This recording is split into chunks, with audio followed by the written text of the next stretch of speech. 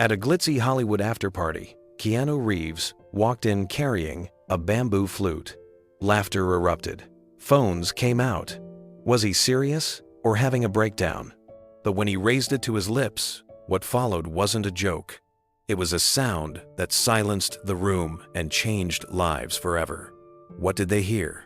Before we continue this incredible story, let us know where you're watching from. If you enjoy stories like this, subscribe to the channel, because tomorrow we have another inspiring story you won't want to miss. The rooftop buzzed with the sound of champagne glasses clinking, laughter echoing off glass railings, and pop music pulsing from a hidden DJ booth. Los Angeles shimmered below like a sea of stars, but all the real brightness tonight was gathered here. Hollywood's rising royalty, influencers in designer gowns, agents, producers, and hopefuls orbiting around them like moths to a flame. It was the after-party of the year, the kind whispered about in studios weeks before the festival even began. The kind where networking wasn't a game, it was survival. The air smelled of expensive perfume and desperation, and everyone knew who was watching whom. Near the bar, a young actor named Connor Granger held court with his entourage. Barely 30, already on the cover of 2 magazines, and fresh off a streaming hit that made him the new It action star. Tall, cocky, hairstyled like it was sculpted by wind. He sipped a golden cocktail and laughed louder than necessary, like he was auditioning for his own biopic. "Where's Keanu?" someone asked behind him. "He RSVP'd, right?" Connor raised an eyebrow and gave a casual shrug. "Probably meditating in a cave somewhere." The group chuckled. Connor thrived on that kind of attention, part envy, part ridicule. He had no real hatred for Keanu Reeves, but like most young stars who hadn't yet tasted humility, he saw the older actor as a relic. Respectable, sure, but slow, distant, maybe, even odd. Then the elevator chimed. Heads turned. Keanu Reeves stepped out, just as calm and understated as ever. Black slacks, gray blazer, and a weathered pair of boots. No entourage. No stylist, just him. And something else. Under his arm was a long, narrow case. Not leather, not shiny. Worn canvas. The kind you'd see strapped to the back of a mountain traveler, not brought to a film party. It looked old, faded, like it carried a story no one had asked to hear. Connor squinted. "What the hell is that?" People began to notice. Murmurs followed Keanu as he moved through the crowd, with a gentle nod here, a handshake there. No rush, no need to be seen. But everyone was watching him now. Keanu approached the edge of the party, near the plants, and took a seat in a low lounge chair. He set the case down beside him, like it mattered, like it was alive. Connor leaned into his friend, a model-turned-actor who was 2 cocktails past subtlety. Is that a flute?" His friend laughed. "What is this, band camp?" Connor's smirk widened. "He's gonna break into some monk solo. Watch." Another girl nearby, overhearing, chimed in. "Maybe it's a prop from some unreleased samurai movie." Connor raised his glass and mocked a bow. "Master Reeves, will you bless us with your mystical tune?" Everyone around him burst into laughter. But Keanu didn't flinch, didn't even look their way. He just sat there, hands folded, breathing calmly, quiet in the middle of all the noise. And the tension in the room began to shift.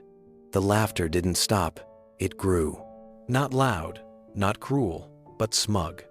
That condescending kind of humor that floats across rooms where everyone is pretending to be important.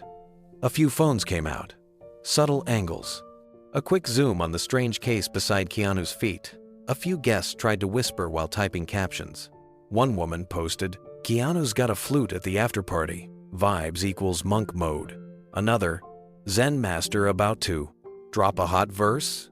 Connor scrolled through his feed, chuckling as the photos started to trickle in. He held up his phone to his friends, showing the back of Keanu's head with the case clearly visible. "He really brought a bamboo flute to a Hollywood party. This is iconic." "Or insane," someone added. But the energy shifted again when Keanu reached down and gently lifted the case onto his lap. His fingers moved slowly, carefully, as if honoring something sacred. He didn't open it. Not yet. Just sat with it. No one approached him. No one dared. A few older actors across the patio exchanged glances. Not amused, not mocking, pensive. One of them, an Oscar-winning director, watched Keanu for a long time and then turned away, deep in thought. He recognized something in that stillness, something others had forgotten. But Connor didn't see that. All he saw was a man being weird at the wrong party. "You think he's trying to make a statement?" He asked no one in particular. "What, like Flute Corps is in?" someone joked. "No," Connor replied, leaning forward with that trademark grin. "I think he's just cracked. You do enough serious movies, meditate in the woods, get famous for being quiet, and boom, you show up with a woodwind instrument to a party with a DJ?" The group laughed again, louder this time, unaware that the volume was starting to feel uncomfortable to those nearby. Across the room, a younger actress, one who'd only been in one indie film but had a deep respect for Keanu, frowned at the group. She didn't know why it bothered her so much, but it did. Maybe it was the way Keanu didn't respond. Maybe it was the dignity he carried, even while being ridiculed. She turned to her date and whispered, "They're going to regret this." Her date, a screenwriter, looked over at Keanu, then back at her. "Why?" She said nothing, just watched as Keanu slowly stood, case in hand, and moved toward the far edge of the quote deck where the music was quieter and the city lights spread out like a silent audience. And though no one knew it yet, the laughter was about to die. Keanu stood near the railing, the city glowing beneath him like an ocean of stars that didn't need applause. He didn't look at the crowd. He didn't glance at Connor. He simply stood still, case in hand, breathing in the night air like it mattered more than the jokes floating behind him. A photographer wandered closer, camera half raised, hoping to catch a candid. But the moment felt too delicate. She lowered her camera. Something told her not to interrupt it. Back by the bar, Connor watched with narrowed eyes. "What's he doing now?" "Maybe he's gonna play," someone said sarcastically, raising their cocktail like a microphone. Connor rolled his eyes. "Yeah, sure. Can't wait for the campfire vibes." But something shifted in the air. Keanu finally unclipped the worn canvas case and opened it. Inside, resting on soft black cloth, was a beautifully aged bamboo flute. Not polished, not flashy. Simple, natural, like something carved out of time, not just wood. Connor leaned forward. Oh no, he's actually going to do it. The DJ, sensing something, lowered the volume. Conversations began to fade. The kind of silence that wasn't demanded, but drawn slow and reluctant, like the room was holding its breath. Keanu stepped away from the railing, walked toward a nearby fire pit in the center of the lounge area, and sat cross-legged on the low stone ledge. He held the flute in both hands, not as a performer preparing for a set, but like someone holding a memory. The mockery stopped. Even Connor grew quiet. There was something unsettling about it all. Not in a dangerous way, but in a way that felt unfamiliar. This wasn't a joke. It wasn't a bit. People exchanged looks. Phones were ready. Fingers hovered over record buttons, but most didn't press them. Because something about Keanu Reeves, sitting in the middle of a Hollywood party, holding a bamboo flute, made the noise feel small. One man near the buffet whispered, "Is this performance art?" Another woman replied, "Number, I think it's something else." A few steps behind the crowd, the young actress who had spoken earlier was now clutching her purse tightly, her heart racing. She didn't know what was coming, but she could feel it, like the low tremor before a distant thunderclap. Even the wind had quieted. Or maybe it just felt that way. Then Keanu raised the flute to his lips. He closed his eyes, and with one slow breath, the first sound floated into the night. Not music, not yet, just breath, whispered through bamboo, as ancient as grief, as soft as forgiveness. And for the first time that night, no one laughed. The whisper didn't start with cruelty. It began as curiosity, the way gossip often does, soft, amused, harmless on the surface. But the tone shifted quickly. "Is that "Is that really a flute?" Someone muttered near the bar, barely containing a giggle. Another nodded, eyes wide. "Bamboo, I think. That case looks handmade." Within minutes, the whispers had crossed the rooftop like wildfire. A subtle chain reaction that passed from guest to guest, like a secret too strange not to share. "Did you see what Keanu brought? Is that a prop?" "No, he's holding it like it's serious. Maybe it's part of a role. No cameras here." "He's not acting." By the champagne station, a woman in a sequined dress leaned into her date and whispered loud enough for two nearby tables to hear. "Guess he's going full zen tonight." That earned a chuckle from the group. One man raised his glass and said, "Enlightenment by woodwind." It wasn't malicious, not yet, but it was enough to shift the atmosphere. The kind of shift that made people pick sides without even knowing it. Was it funny? Was it bold? Was it sad? Keanu sat quietly through it all, calm as still water. He placed the flute gently across his lap and poured himself a cup of tea from the carafe at the corner table. It had gone mostly untouched all evening. He took a sip, closed his eyes, and breathed in the steam. Across the crowd, Connor watched with narrowed eyes, amused and slightly annoyed. There was something unnerving about Keanu's calm. He wasn't defending himself. He wasn't rising to the moment. He wasn't doing anything.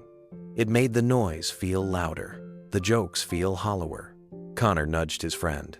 "This guy's got no shame. Or maybe he doesn't care what anyone thinks," someone replied. Connor laughed once, sharp and short. "That's worse." But Keanu still didn't flinch. In his mind, the rooftop blurred. He wasn't hearing the whispers anymore. He was hearing wind through pine trees. He was seeing tatami mats beneath his feet, paper lanterns glowing softly along a wooden corridor. He was in Japan again. A memory, vivid and quiet. He was younger, not much more than 30, tired, worn, and newly arrived at a secluded monastery near the outskirts of Kyoto. It had been winter. A light snow drifted down on the black tiles of the temple roof. A monk greeted him with a simple bow and no questions. He hadn't needed to explain why he was there. Inside the monastery, silence reigned like air. No phones, no scripts, no faces expecting anything. Just breath, just time, and the sound of bamboo. Keanu had arrived at that Japanese monastery carrying grief that words couldn't reach. The death of someone close had left a hollow space inside him. Acting no longer brought escape. Fame felt heavy. Even the simple rhythm of daily life had fractured. A friend had told him, gently and without pressure, there's a place where people go to relearn silence. He hadn't expected anything when he arrived. But something in the air of that mountain temple had stilled him. He remembered his first lesson vividly, not in notes or technique, but in breath. The teacher, an elderly man named Yamato, had placed the bamboo flute in his hand and said nothing for hours. Not until the sun had dipped behind the mountain did he finally speak. "You don't play it," Yamato said. "You let it speak through your breath." That single phrase stayed with Keanu longer than any line he'd ever memorized for a film. Back on the rooftop, the noise picked up again. The DJ cracked a grin and leaned into the mic. "Well, hey, since we're getting musical tonight, how about a little live solo from our guest of honor?" A wave of ironic cheers rippled through the crowd. Connor raised both arms like a conductor. "Come on, Keanu! Let's see what enlightenment sounds like!" The laughter returned, louder this time, edged with that dangerous mix of mockery and expectation. Keanu opened his eyes. He scanned the room slowly. Not to challenge anyone, not to shame them. He was simply observing. The whispers continued in low bursts. Phones were lifted again. Some people were recording now, anticipating something awkward, something viral. The room was no longer a party, it was a trap in waiting. Connor leaned against the bar, smirking like a man who'd already won. But Keanu didn't respond with anger. He stood, calm, deliberate. His fingers moved lightly along the flute's body, not as a performer preparing for applause, but like a man holding a memory.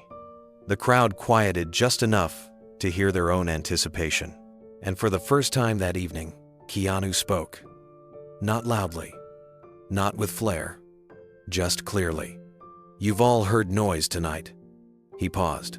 "But maybe you haven't heard silence." Then he stepped forward, not to the mic, not to the DJ booth, but toward the middle of the space, where light and shadow met in soft flickers from the fire pit.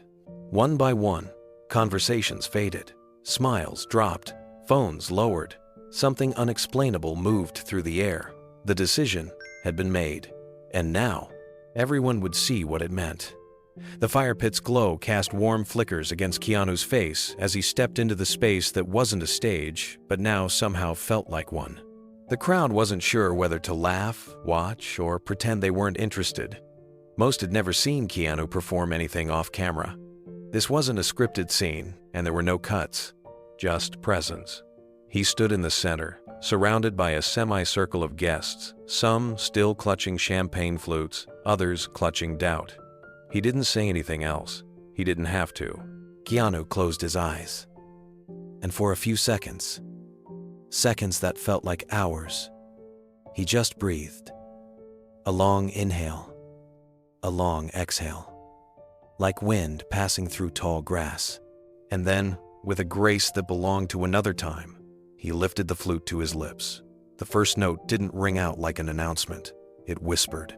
It was the sound of breath, filtered through memory, pressed through bamboo shaped by hand. The tone was soft and hollow, almost fragile, but it held weight, not volume, emotion. And something in it made people stop trying to figure it out. The note rose, curved, and faded like fog on a lake. A hush fell over the rooftop.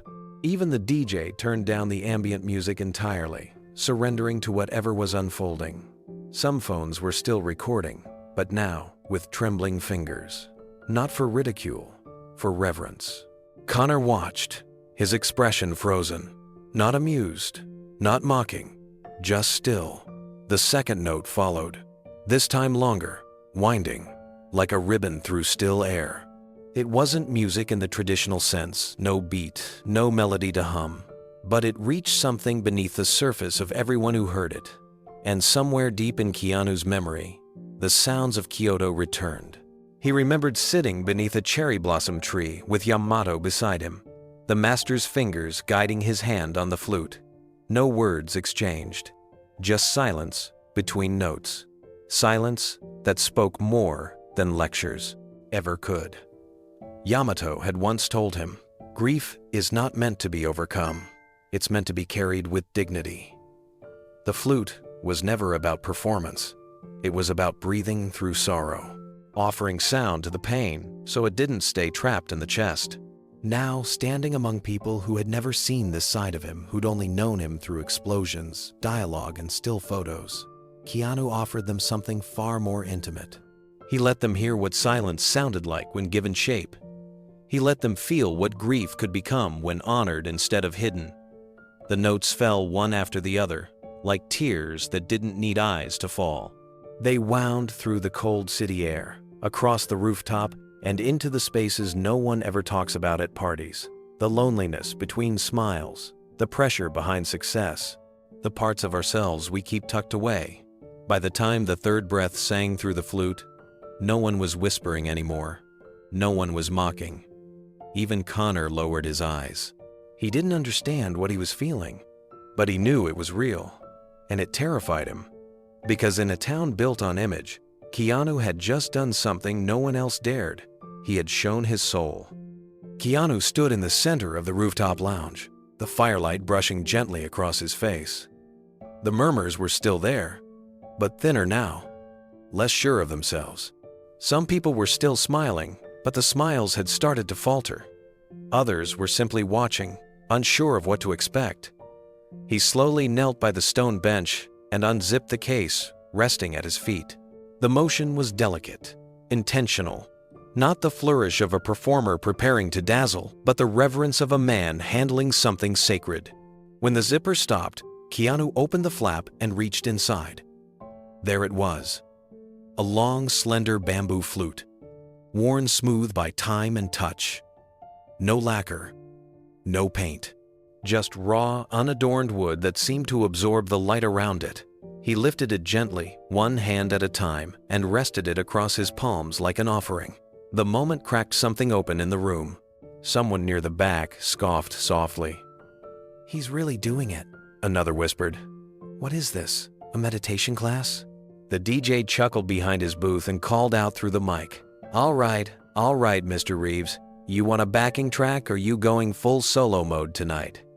A few ironic claps followed.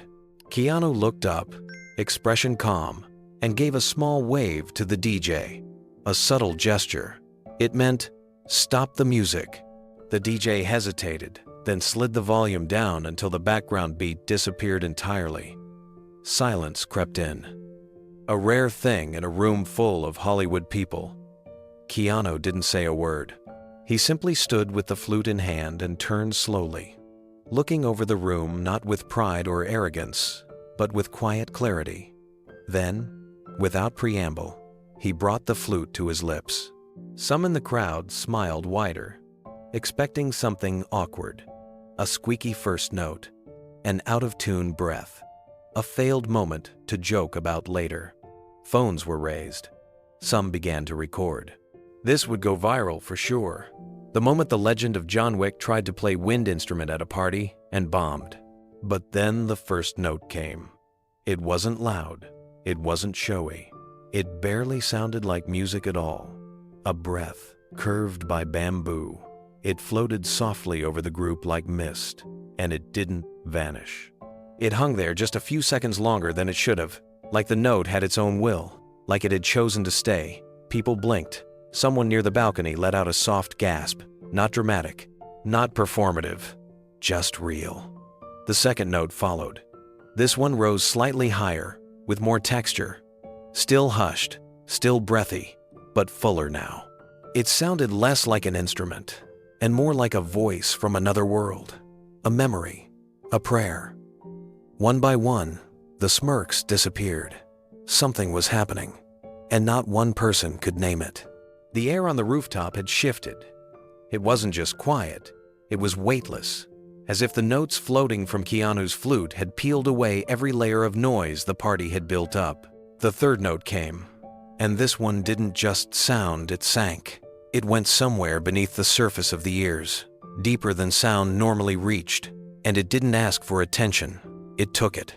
People who had been holding their phones slowly lowered them, unsure why they'd started recording in the first place. One woman near the heaters blinked hard. Her camera was still running, but her gaze wasn't on the screen. It was on him. On the way, his eyes remained closed. On the way, his body didn't move, except for the soft rise and fall of his shoulders. He wasn't playing for them. He wasn't even playing for himself. It felt like he was playing for something missing, something lost.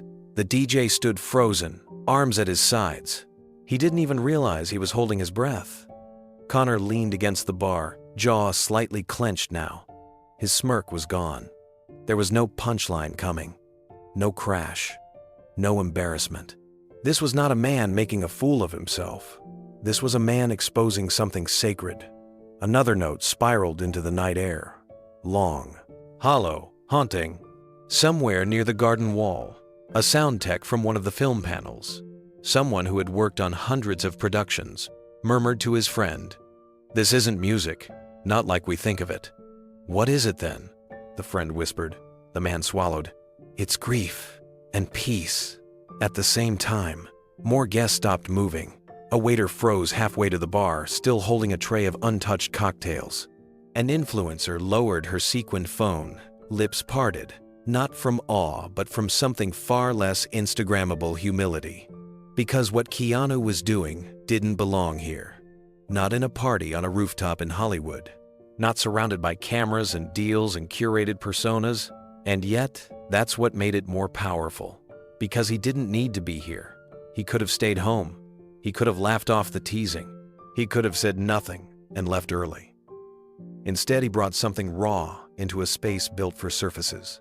He brought art into a room designed for image. The notes were slow, spaced apart, like footsteps through snow. You couldn't dance to them, you couldn't sell them, but you couldn't ignore them either. Not anymore. Keanu continued to play, unaware or uncaring of who was watching. Or maybe deeply aware. Maybe he knew exactly what this moment could become. And still, he didn't force it. He just let it breathe. And in that breath, the room forgot to laugh.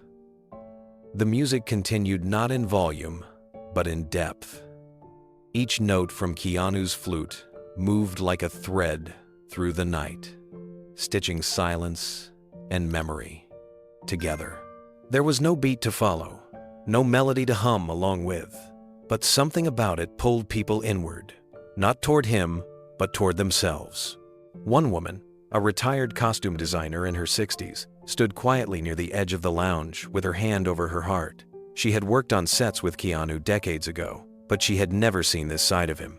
Her eyes shimmered, not just from the notes, but from what they unlocked in her. She thought of her late husband, of evenings spent in the quiet of their backyard, when the world didn't demand so much noise. Near the heaters, a man who had come just to be seen, an investor, smooth-talking and always distracted, found himself standing still for the first time in months. His mind didn't race. His phone didn't buzz. He wasn't networking. He wasn't planning. He was just listening. The flute whispered again, this time in a sequence that rose slightly, like a question being asked with no words. It lingered, hanging there in the firelit air, delicate but certain. A young actress wiped her cheek without even realizing she was crying. It wasn't sadness that moved her. It was recognition that someone could still be this present in a world trained to perform. Then, the sound stopped. Just for a moment. And in that moment, before the next breath, before the next note, there was a pause so complete that it felt like time itself was listening. That's when a woman near the bar lowered her phone and whispered aloud to no one in particular. This isn't music. Heads turned slightly. She kept speaking, her voice shaking. It's soul. The words echoed just enough for others to hear. And something broke. Not dramatically, not like a gasp or a cheer, but like the soft surrender of a crowd realizing they'd mistaken something ancient for something odd. Connor stood with his arms crossed. He didn't know what to do. There was no sarcasm left in the room. His friends had stopped laughing. A few were still staring at the floor. One had even closed her eyes. He looked at Keanu again, at the way he sat there, still playing, eyes closed, the flute resting gently against his lips. And for the first time in Connor's short career of pretending to know everything, he felt small. Not in a bad way. In a real way. Like he'd just witnessed something no award could match. Like truth had entered the room and asked for nothing in return. And in that quiet moment of realization, it was clear. Keanu hadn't silenced them with talent. He had humbled them with truth. The notes that floated from Keanu's flute weren't meant to impress. They weren't designed for applause. There were no flourishes, no complex runs, no dramatic pauses for effect. What he played was something far older than performance. It was something that lived in silence and borrowed breath only when it had something to say. It was the music of the shakuhachi. The tones were slow, unhurried. Each note came with the weight of reflection. Each silence between them, speaking just as loudly as the sound itself. The flute, weathered and simple, did not sing like silver or brass, it whispered like bamboo in the wind. As Keanu played, the fire behind him crackled gently. The crowd remained still, not frozen by confusion anymore, but held by reverence. The sound drew them inward, and what they didn't know, what none of them could have known, was that this song wasn't random. It was a piece called Tamake, a song of farewell, not taught in conservatories or found on streaming platforms, but passed down in monasteries and temples, traditionally played in honor of the dead. And for Keanu, it had once been a lifeline. The rooftop faded for him as he played. The Los Angeles skyline melted into memory. He was standing on a quiet street in Kyoto again. Rain pattered gently on a stone path, and wind carried the scent of old wood and incense. He remembered walking through the temple gates with heavy steps and an even heavier heart. He had come to Japan to disappear. After the funeral, after the condolences, after the friends had gone back to their lives and the world expected him to keep filming. But he couldn't. He had lost her. The one who had seen him before the world ever did. Kim, his sister, his anchor, his best friend. And when the doctors said there was nothing more they could do, Keanu had sat beside her hospital bed for days with that flute, playing softly through the nights so she could sleep. He never asked for instruction. He had no training, just breath, just silence, just the space between grief and goodbye. Back then, he'd found an old master living alone at the edge of the Gion district, a man named Yamato, blind since youth. A master of shakuhachi not because he had trained, but because he had lived.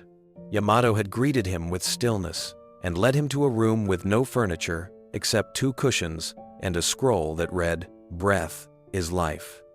For days, Keanu was not allowed to play. He was only told to breathe, inhale through the nose, exhale through the mouth, over and over, until he no longer thought about it, until breath became prayer. And only then did Yamato place the flute in his hands. On the rooftop in Los Angeles, the breath Keanu carried into the flute was no longer just air. It was memory. It was presence. It was everything Yamato had taught him without saying much at all. Each note came from stillness, and each pause afterward let the silence speak. The room didn't just listen. They surrendered, not to a performance, but to something rare, something they couldn't categorize, the kind of moment that didn't belong to the internet. It belonged to the soul. A woman in her 50s, seated by the garden wall, placed a hand on her chest. She had lost her brother to cancer a year ago, and though she didn't know what the song meant, she felt it all the same. A producer known for loud, fast blockbusters looked down at the whiskey in his glass and saw his own reflection for the first time in months. Something about the music made him see the cost of every deal he'd ever made. He didn't cry, but he didn't look away either. Another man, a retired cinematographer, had closed his eyes completely. He had heard music all his life, but this was breath wrapped around sorrow.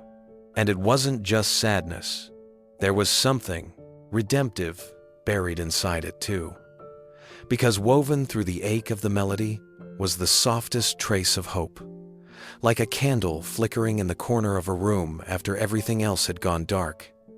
Keanu kept playing.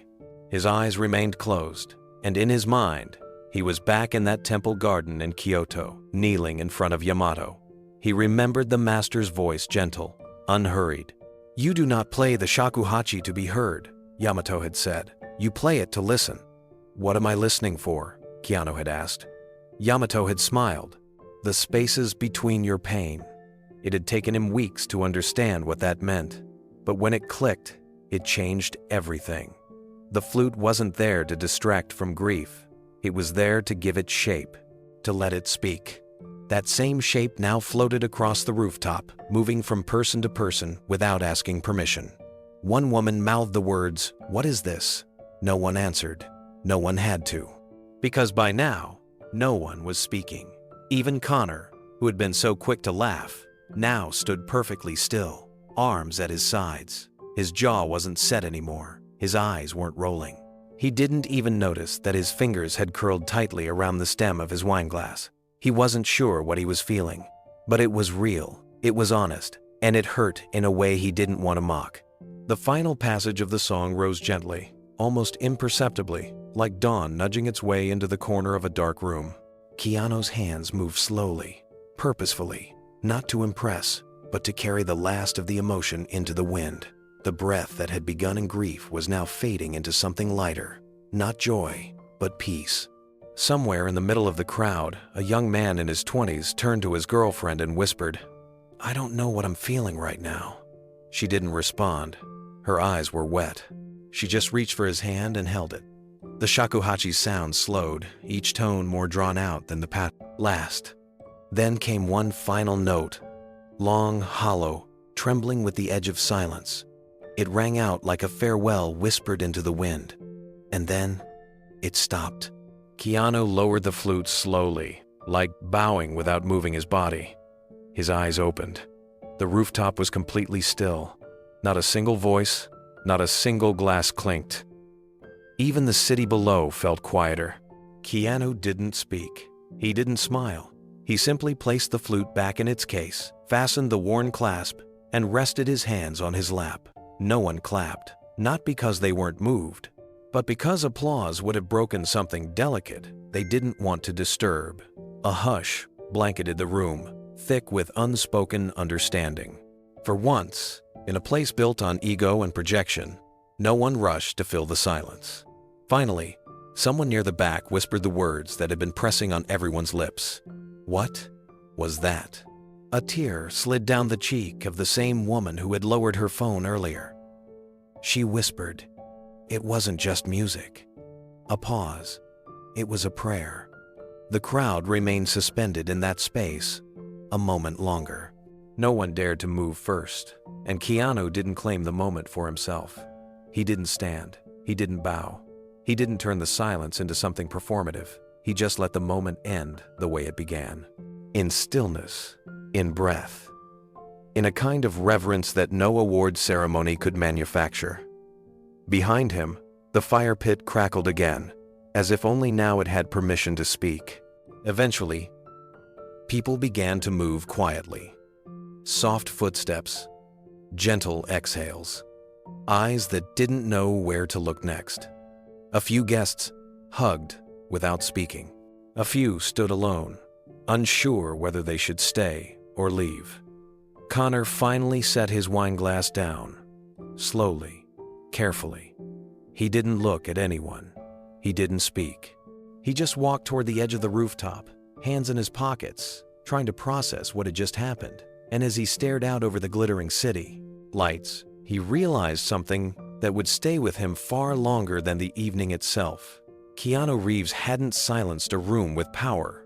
He'd reminded them what it meant to feel. The silence lingered. It wasn't empty. It was full of meaning, of stillness, of everything no one could say out loud. Keanu sat quietly with the flute back in its case, resting beside him like it had always belonged there. People stood, unsure of what to do. Conversations didn't restart. Laughter didn't return.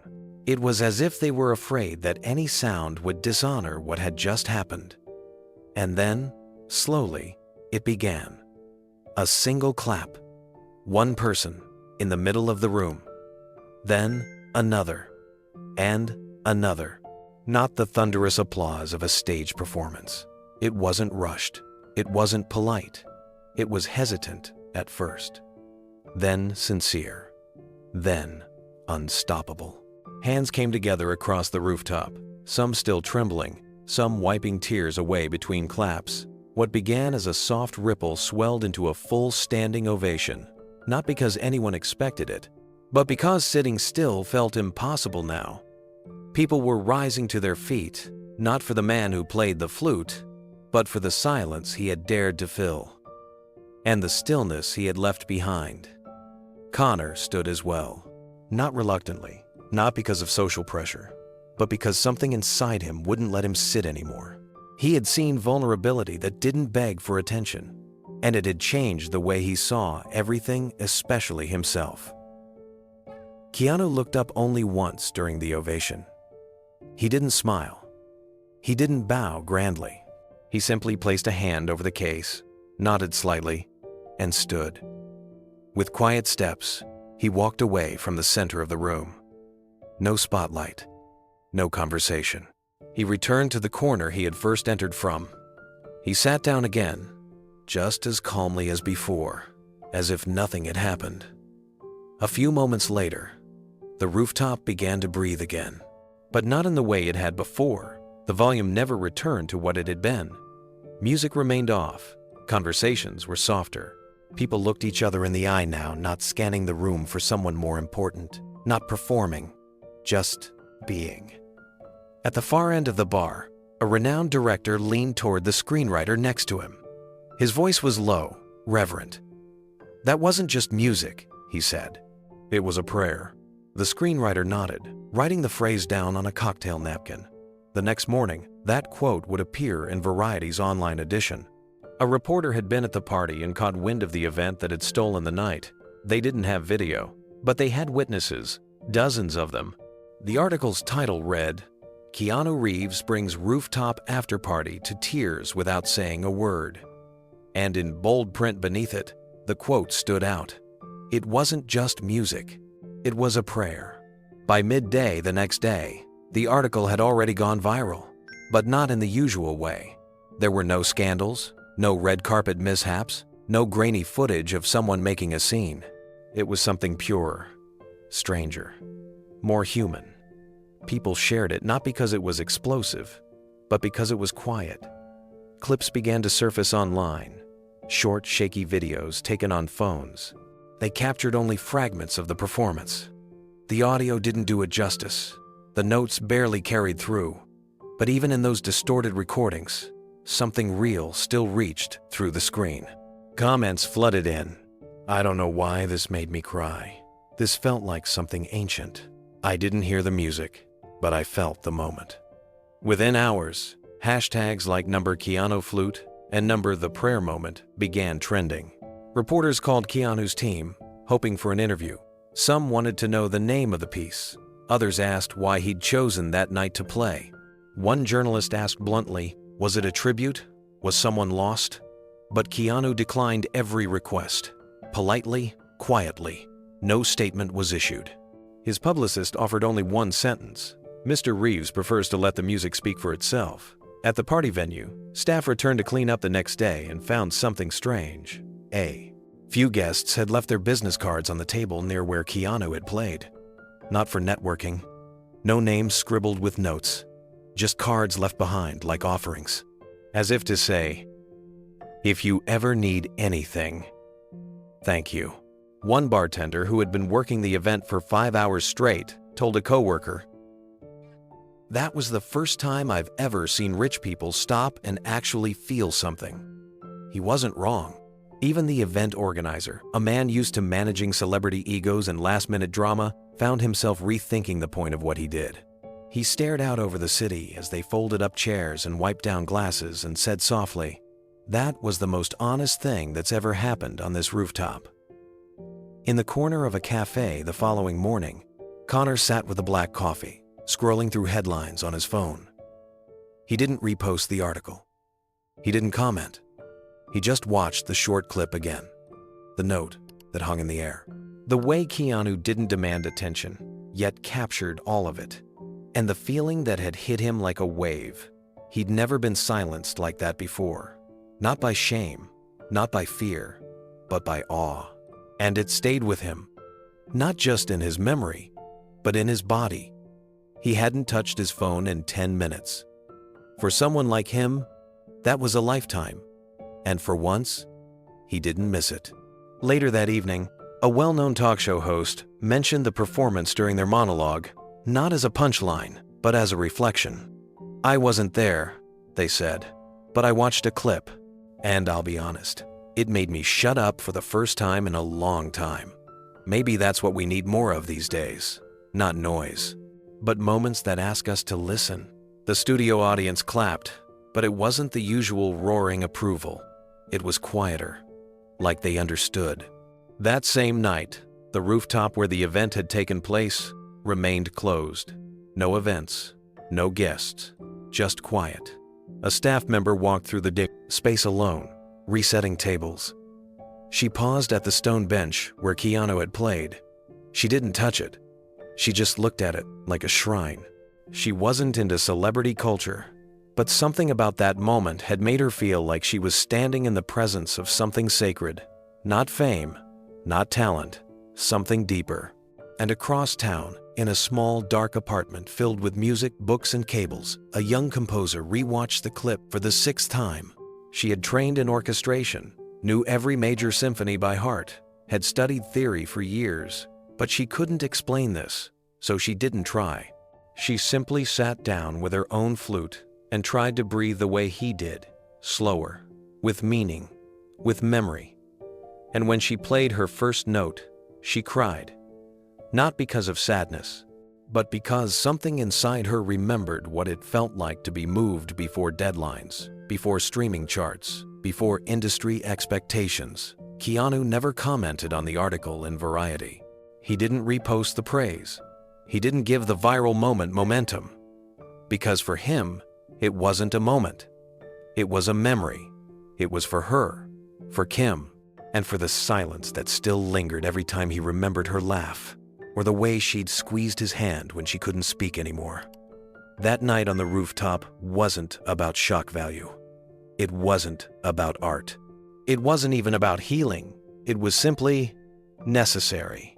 He had carried the flute that night like he carried his grief with care, with reverence, with weight. And when the time came to speak through it, he didn't flinch. He breathed. He remembered. And the world, accustomed to spectacle, was caught off guard by something they didn't know they were still capable of feeling. Presence, stillness, grief wrapped in grace. And when the final note faded and the world asked for an explanation, he offered none. Because there are some truths that cannot be explained, only felt, only witnessed, and only carried forward in silence. It had been almost 20 years ago when Keanu first touched the shakuhachi. Back then, the world saw him everywhere, on billboards, in interviews, red carpets. But inside, he was disappearing. He had lost someone close. Not suddenly, slowly. The kind of loss that stretches out for months, then hits like an avalanche after the final goodbye. After the funeral, he stayed in his apartment for days. Then, weeks. The phone rang. Scripts arrived. People knocked. But none of it mattered. He had nothing left to give. Not to a character. Not to a camera. Not even to himself. A friend came by one afternoon. Someone outside the industry. An old acquaintance who'd known him before the fame. She didn't stay long. She just stood in the doorway, looked him in the eye, and said something he never forgot. Sometimes, when you can't speak, music listens. Then she left. The next day, Keanu booked a flight to Japan. He didn't tell anyone. He didn't pack a schedule, just a backpack, a notebook, and a single idea. Maybe the silence he couldn't escape needed somewhere quieter to echo. A week later, he found himself wandering through Kyoto's outskirts. Streets narrowed. Modern buildings gave way to wooden homes and gardens. One local woman pointed him toward a mountain path, saying there was an old temple where travelers went to pray for clarity. He didn't go to pray. He went because it was the furthest thing from where he'd been. The trail wound up the mountain slowly, shaded by towering cedars and plum trees. The higher he climbed, the less noise he heard. No cars, no people, just wind through branches, and birds who sang without needing applause. At the top was a small gate, wooden, worn smooth with age. A sign hung above in calligraphy he couldn't read, but he stepped through it anyway. Inside, everything changed. Gravel paths led between simple wooden structures. There were no ornate shrines, no grand statues, just stillness and quiet. A single man waited at the entrance to the inner garden. Thin, dressed in pale robes, his eyes milky white with blindness. He bowed. Keanu bowed in return, unsure what to say, but he didn't have to say anything. The man turned and led him deeper into the temple. For days, they didn't speak, not because of a vow of silence, but because there was no need. Meals were taken quietly. Tea was prepared with reverence. Every movement had intention. And every night, after the sun dipped behind the ridge, the blind man sat near the garden and lifted a long bamboo flute to his lips. He played for no one. He played without audience, without page, without praise. Keanu sat at a distance and listened. The notes came slowly, gently, as if pulled from the air itself. And as the days passed, something in Keanu began to breathe again. The man's name was Yamato. Keanu didn't learn that until nearly a week into his stay, when a young temple attendant brought him tea and whispered it gently, as if even saying the name required permission. Yamato never asked why Keanu was there. He never asked about the grief in his eyes, the heaviness in his posture, or the silence that wrapped around him like a second skin. He simply made space for it, and in doing so, gave it shape. One morning, Keanu found a bamboo flute resting beside his cushion in the meditation hall. It wasn't a gift. It wasn't even an invitation. It was a question. He lifted it, feeling the smooth ridges where someone else's fingers had once rested. It was lighter than he expected, but there was weight in it, centuries of use, of breath, of stillness, passed from one soul to another. He raised it to his lips that first morning and tried to play a note. Nothing came. Yamato said nothing. Keanu tried again. A whisper of air, a faint breathy sound. No music. He lowered the flute, frustrated, and set it down. Yamato only nodded slightly, then turned away. That was the beginning. For 2 weeks, Keanu did not try again. Instead, he walked the garden paths, listened to birds, watched the steam rise from his tea. Saturday, under the cherry trees, their petals falling like snow, each one a reminder that beauty didn't need to be permanent to matter. Then, one afternoon, Yamato beckoned him to the stone bench by the koi pond. He held up his own flute and said the first words Keanu had heard from him directly. "You don't play this," he said softly. "You become it." Keanu stared at him, confused. Yamato held his own flute to his chest. "You don't make music," he continued. "You offer breath. The music decides if it wants to be heard." After that, every morning began the same way. No instruction, no lessons, just Yamato playing alone while Keanu listened. At night, Keanu would try never in front of anyone, just softly in the corner of his room. At first, it was only sound. But slowly, something more began to emerge. Not melody, not songs, just fragments. Like emotion with shape, one note at a time. And with each note, the ache inside him shifted. Didn't vanish, didn't heal, but changed.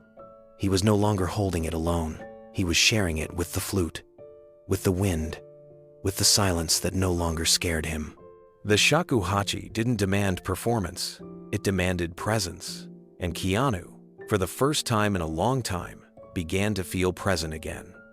As the weeks turned into a month, Keanu's breathing changed. His posture softened. The tension in his shoulders loosened. He still hadn't spoken much, but he didn't need to.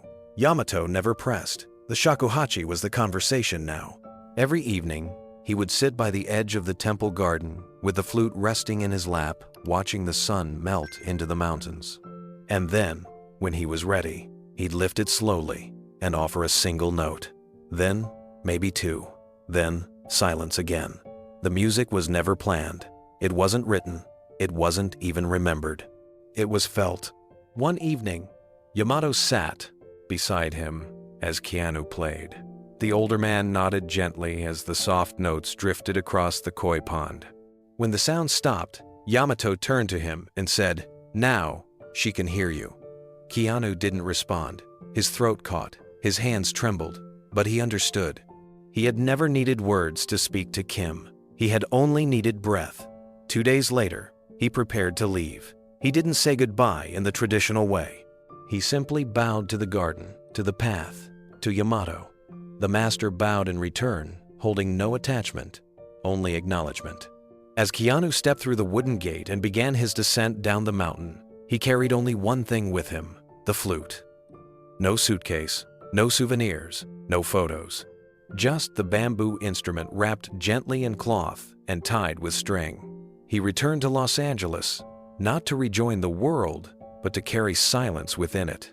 For years, he kept the flute close, but private. It wasn't for interviews. It wasn't for movies. It wasn't even for friends. He played it when the world became too loud, when grief returned, when memories surfaced uninvited. It became his way of remembering Kim, of honoring stillness, of listening to the parts of himself that fame had drowned out. He never called himself a musician, never studied beyond what Yamato had shown him, because he didn't need more. He had learned what mattered most: breath before tone, silence before sound, Stillness before self. And now, 2 decades later, at a rooftop party halfway around the world, he had reached for the one thing that had never failed him. Not to impress, not to perform, but to remember. To share what Yamato had once offered him. Not music, but space. Not melody, but meaning. And as that ancient breath moved through modern air, it awakened something in everyone who heard it. Not because of what was played, but because of why it was. The shakuhachi had never been for the world. It had been for healing. But on that rooftop, healing became a gift. And the world, for once, listened. Connor couldn't sleep that night. He lay in bed staring at the ceiling, the silence pressing down on him in a way it never had before. Normally, after a party like that, he'd be scrolling through mentions, watching clips of himself on Instagram stories, laughing at who got drunk, who said what, who tripped on their heels. But not tonight. He had watched the clip of Keanu's performance 10 times already. Not the full song, just the moment he started playing. That first note, that breath that turned the whole room upside down. It had made him feel exposed, not embarrassed, just seen. And that was scarier than any critique. The next morning, he walked into his kitchen, poured black coffee, and stared out the window. He wasn't used to feeling quiet. He wasn't used to feeling anything he couldn't explain. He thought about texting someone, his agent, his trainer, one of the guys from the party, but none of them would get it. They'd either downplay it or twist it into something marketable, and that felt wrong. So instead, he opened his notes app and typed a single sentence. How do you learn to stop performing? He didn't know who the question was for. Later that afternoon, after canceling a meeting and turning down an interview request, he called the hotel where Keanu was staying. No assistant, no PR rep. He asked the front desk if they could leave a message for Mr. Reeves. He kept it simple. If you have a moment, I'd really like to talk. Connor Granger. He didn't expect a reply. But 3 hours later, he got one. Keanu texted him directly. No emoji, no punctuation. Just come by. No cameras. An hour later, Connor stood outside a quiet bungalow on the west side of town. No security, no signs, just a plain door and the sound of birds in the distance. He knocked once. Keanu opened the door a moment later, barefoot, wearing jeans and a plain gray t-shirt. No words, just a nod, then a step aside to let him in. They sat on the back patio, under the shade of an old olive tree. It was Connor who spoke first. I'm sorry, man, he said, his voice lower than usual. I didn't know. Keanu raised a hand gently. You're not supposed to, he said. That's the point. Connor swallowed hard. I wasn't trying to be cruel. He exhaled. I guess it's easier to laugh than to feel anything real these days. Keanu didn't answer right away. He just poured 2 cups of tea and slid one across the table. Then he said quietly, it's easier to perform than to be seen, until it isn't. Connor stared at the tea for a long moment before picking it up. His hands weren't steady. The silence between them felt heavy, but not uncomfortable, just honest. He took a sip. Then he said, I don't know who I am off camera anymore. Keanu didn't flinch. He just nodded, slowly. Everywhere I go, Connor continued, people expect something, the energy, the smirk, the guy who always has the answer. But I don't sleep. I wake up in the middle of the night, and I don't know why I'm doing this.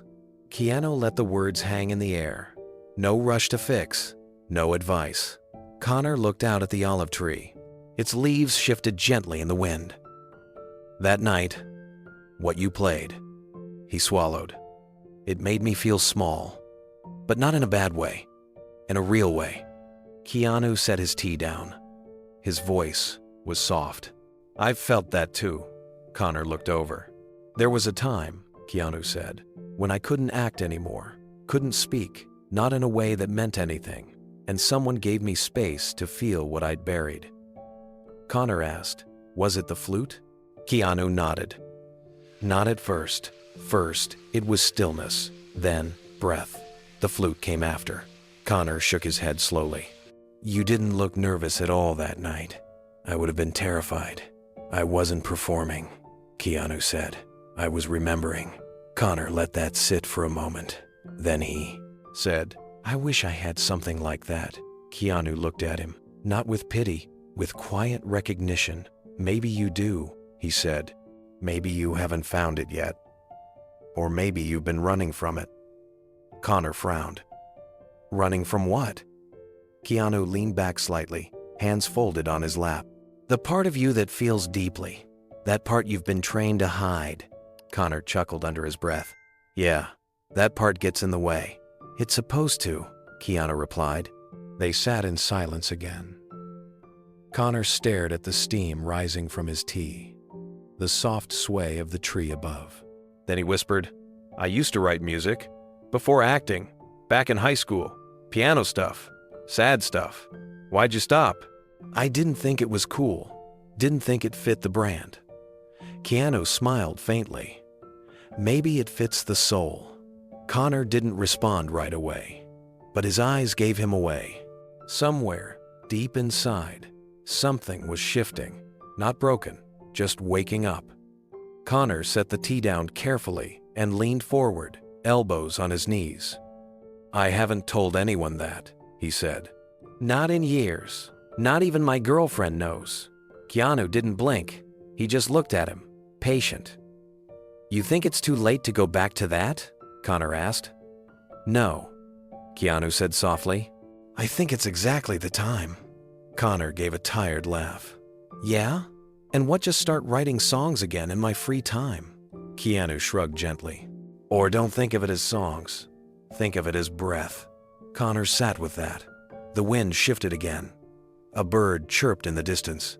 Keanu picked up his tea, took a sip, and said, The flute didn't save my life because it made me an artist. It saved my life because it gave me something I didn't have to prove. Connor blinked. That's it.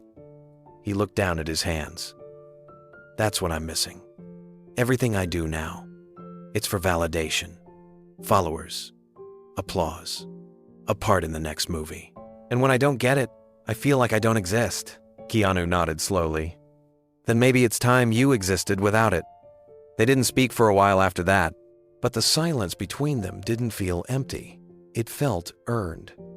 When Connor finally stood to leave, he hesitated. I don't know if I can change overnight. Keanu smiled. You're not supposed to. He walked Connor to the door, and just before opening it, he placed a hand on the young man's shoulder. You don't need a flute. You don't need Japan. You just need to start listening. Connor nodded. His eyes were glassy, but he didn't wipe them. He stepped outside, the late afternoon sun warming his face. As he walked back to his car, he didn't reach for his phone, didn't check his notifications, didn't open social media. He just drove in silence. That night, Connor sat down at an old keyboard in the corner of his apartment.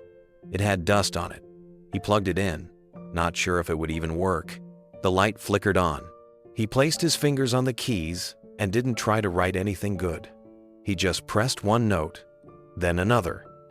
Then he closed his eyes and breathed. And for the first time in years, he didn't feel like a product. He felt like a person, not performing, just being. And though he didn't know it yet, this would be the beginning of something that would reshape his entire career. Not because it got him more attention, but because it taught him how to live with less. Because the lesson Keanu had given him wasn't about music. It was about space, and the courage to fill that space with something true. Maya Chen had been covering Hollywood events for almost 7 years. Her pieces were sharp, fast, and usually laced with just enough sarcasm to go viral without crossing any professional lines.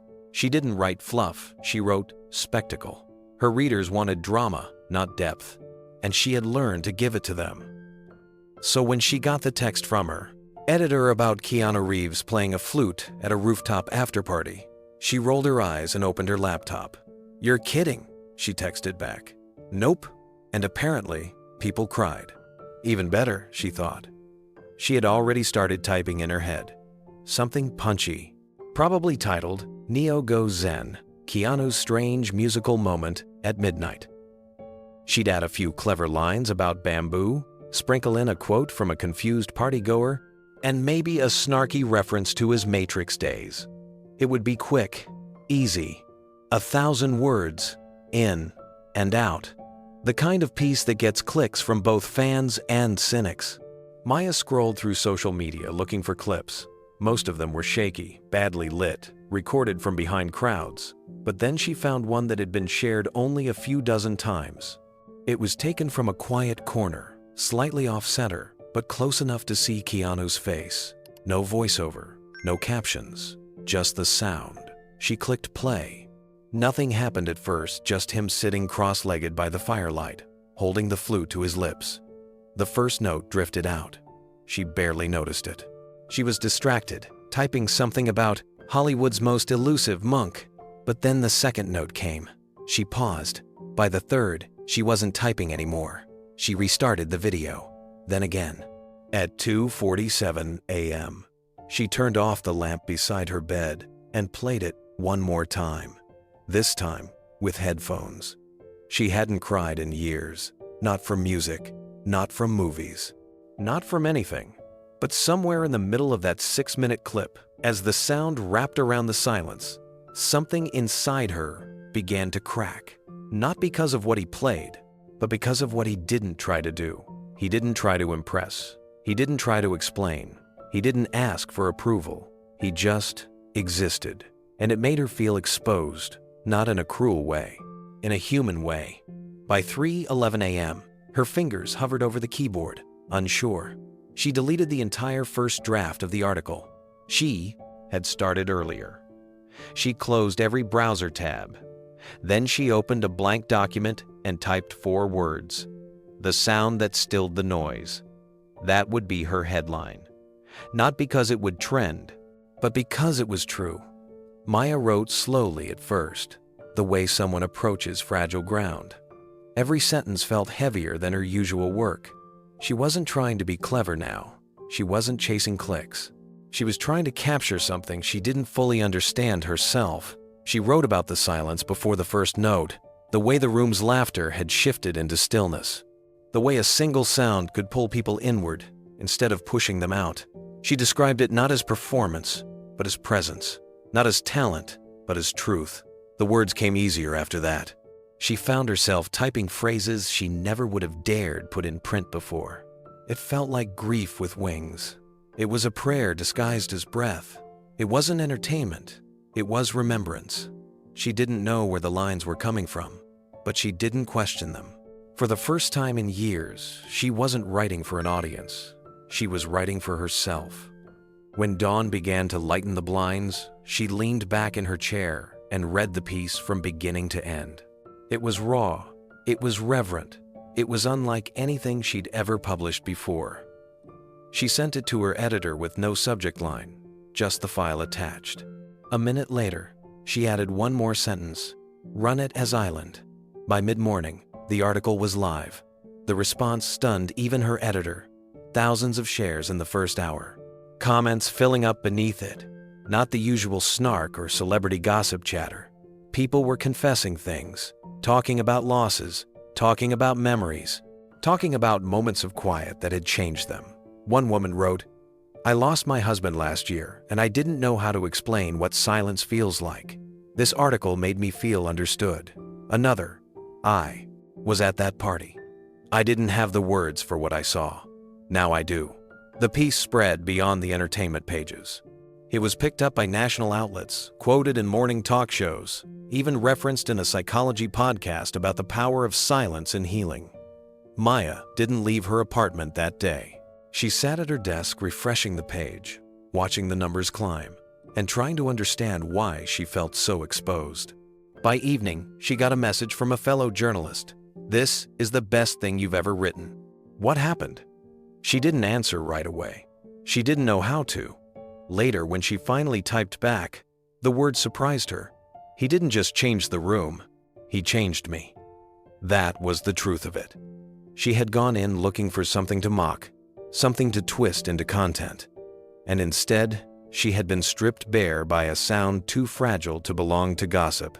A week later, she was invited onto a panel discussion about media and authenticity. The moderator asked her what had made that piece so different from her usual work. Maya looked out at the audience of journalists and critics and said, "Because for once, I didn't write as a reporter. I wrote as a person who'd been moved. And sometimes, that's all people need, permission to feel again." The room applauded softly. Not the loud performative clapping she was used to at panels. A quieter kind. The kind that told her they understood. That night, as she returned home and opened her laptop, she replayed the clip again. The first note still startled her with its simplicity. The silence between the breaths still felt alive.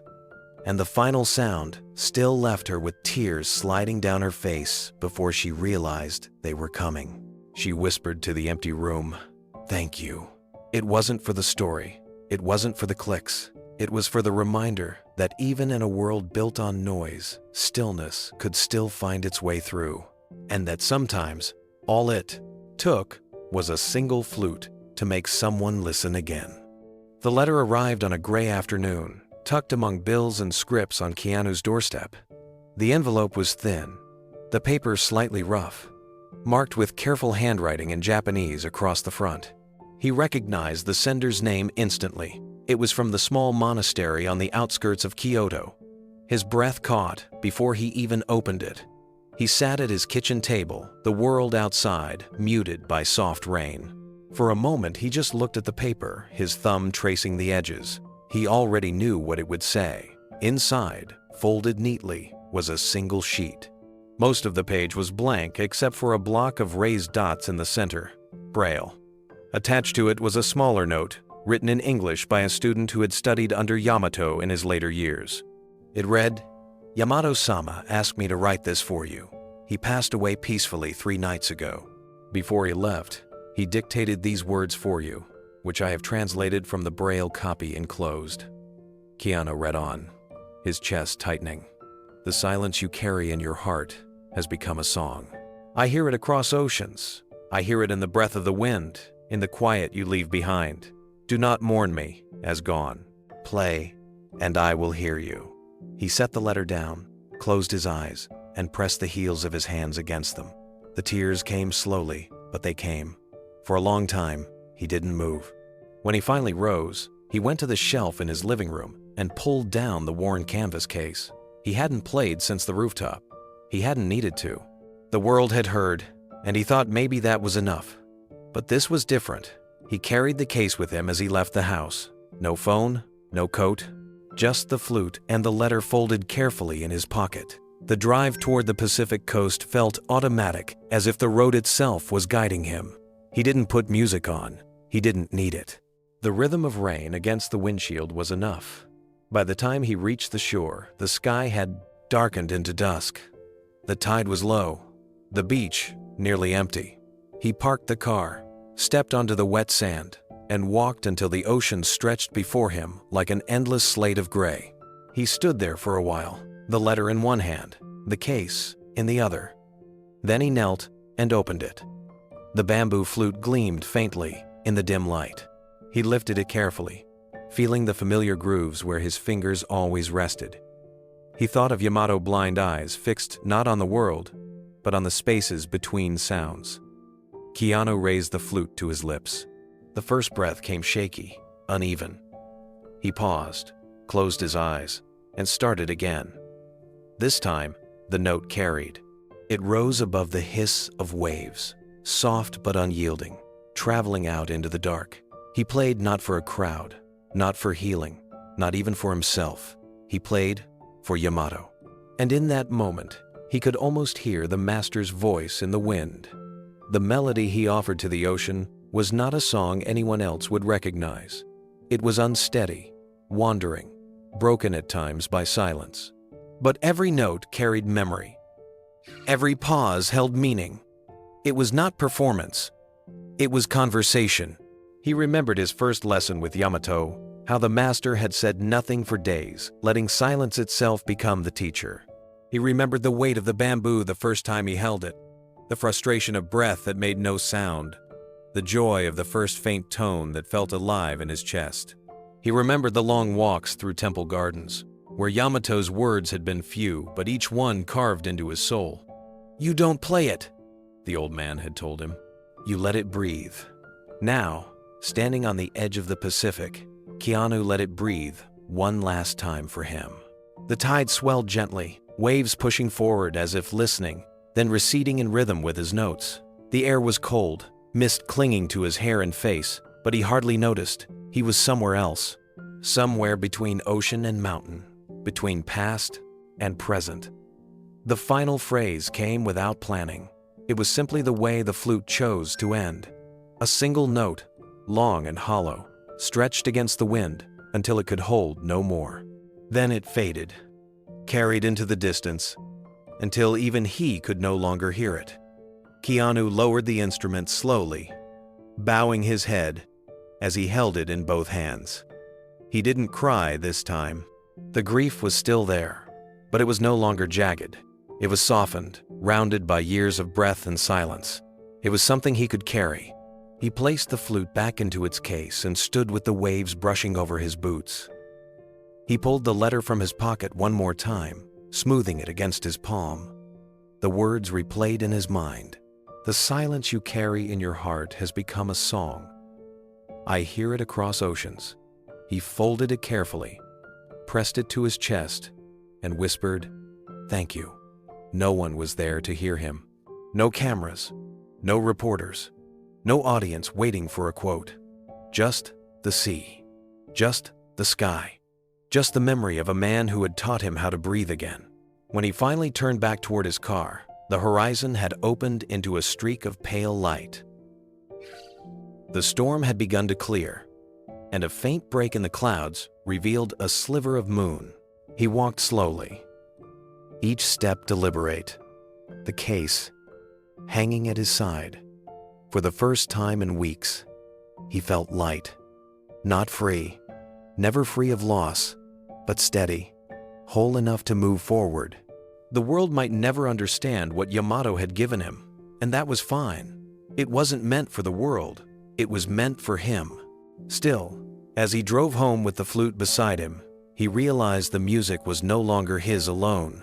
It belonged to everyone who had heard it, everyone who had needed it. Yamato had known that. Perhaps that was why he had written those final words. The silence Keanu carried was no longer just silence. It had become a song.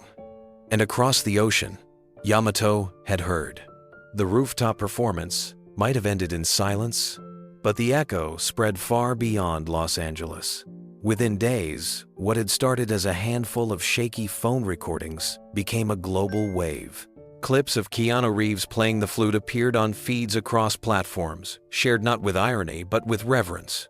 It surprised even those who had seen the moment live. People at the party had expected it to fade into rumor, a strange anecdote for late-night conversation. Instead, it became something else, an anchor.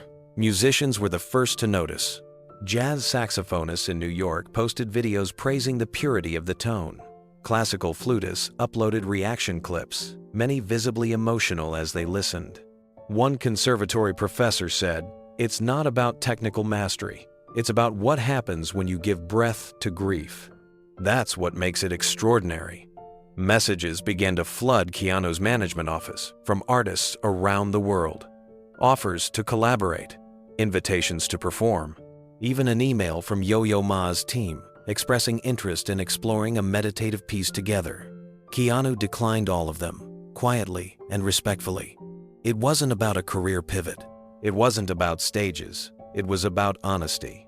But the interest didn't fade. It grew.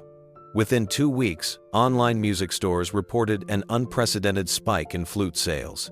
Not silver flutes, not plastic school versions bamboo. Shakuhachi artisans in Japan suddenly had back orders stretching months ahead. One craftsman told a newspaper, "For decades, only monks and scholars came to us. Now teenagers from California and Brazil are asking for instruments. They say they want to learn Keanu's flute."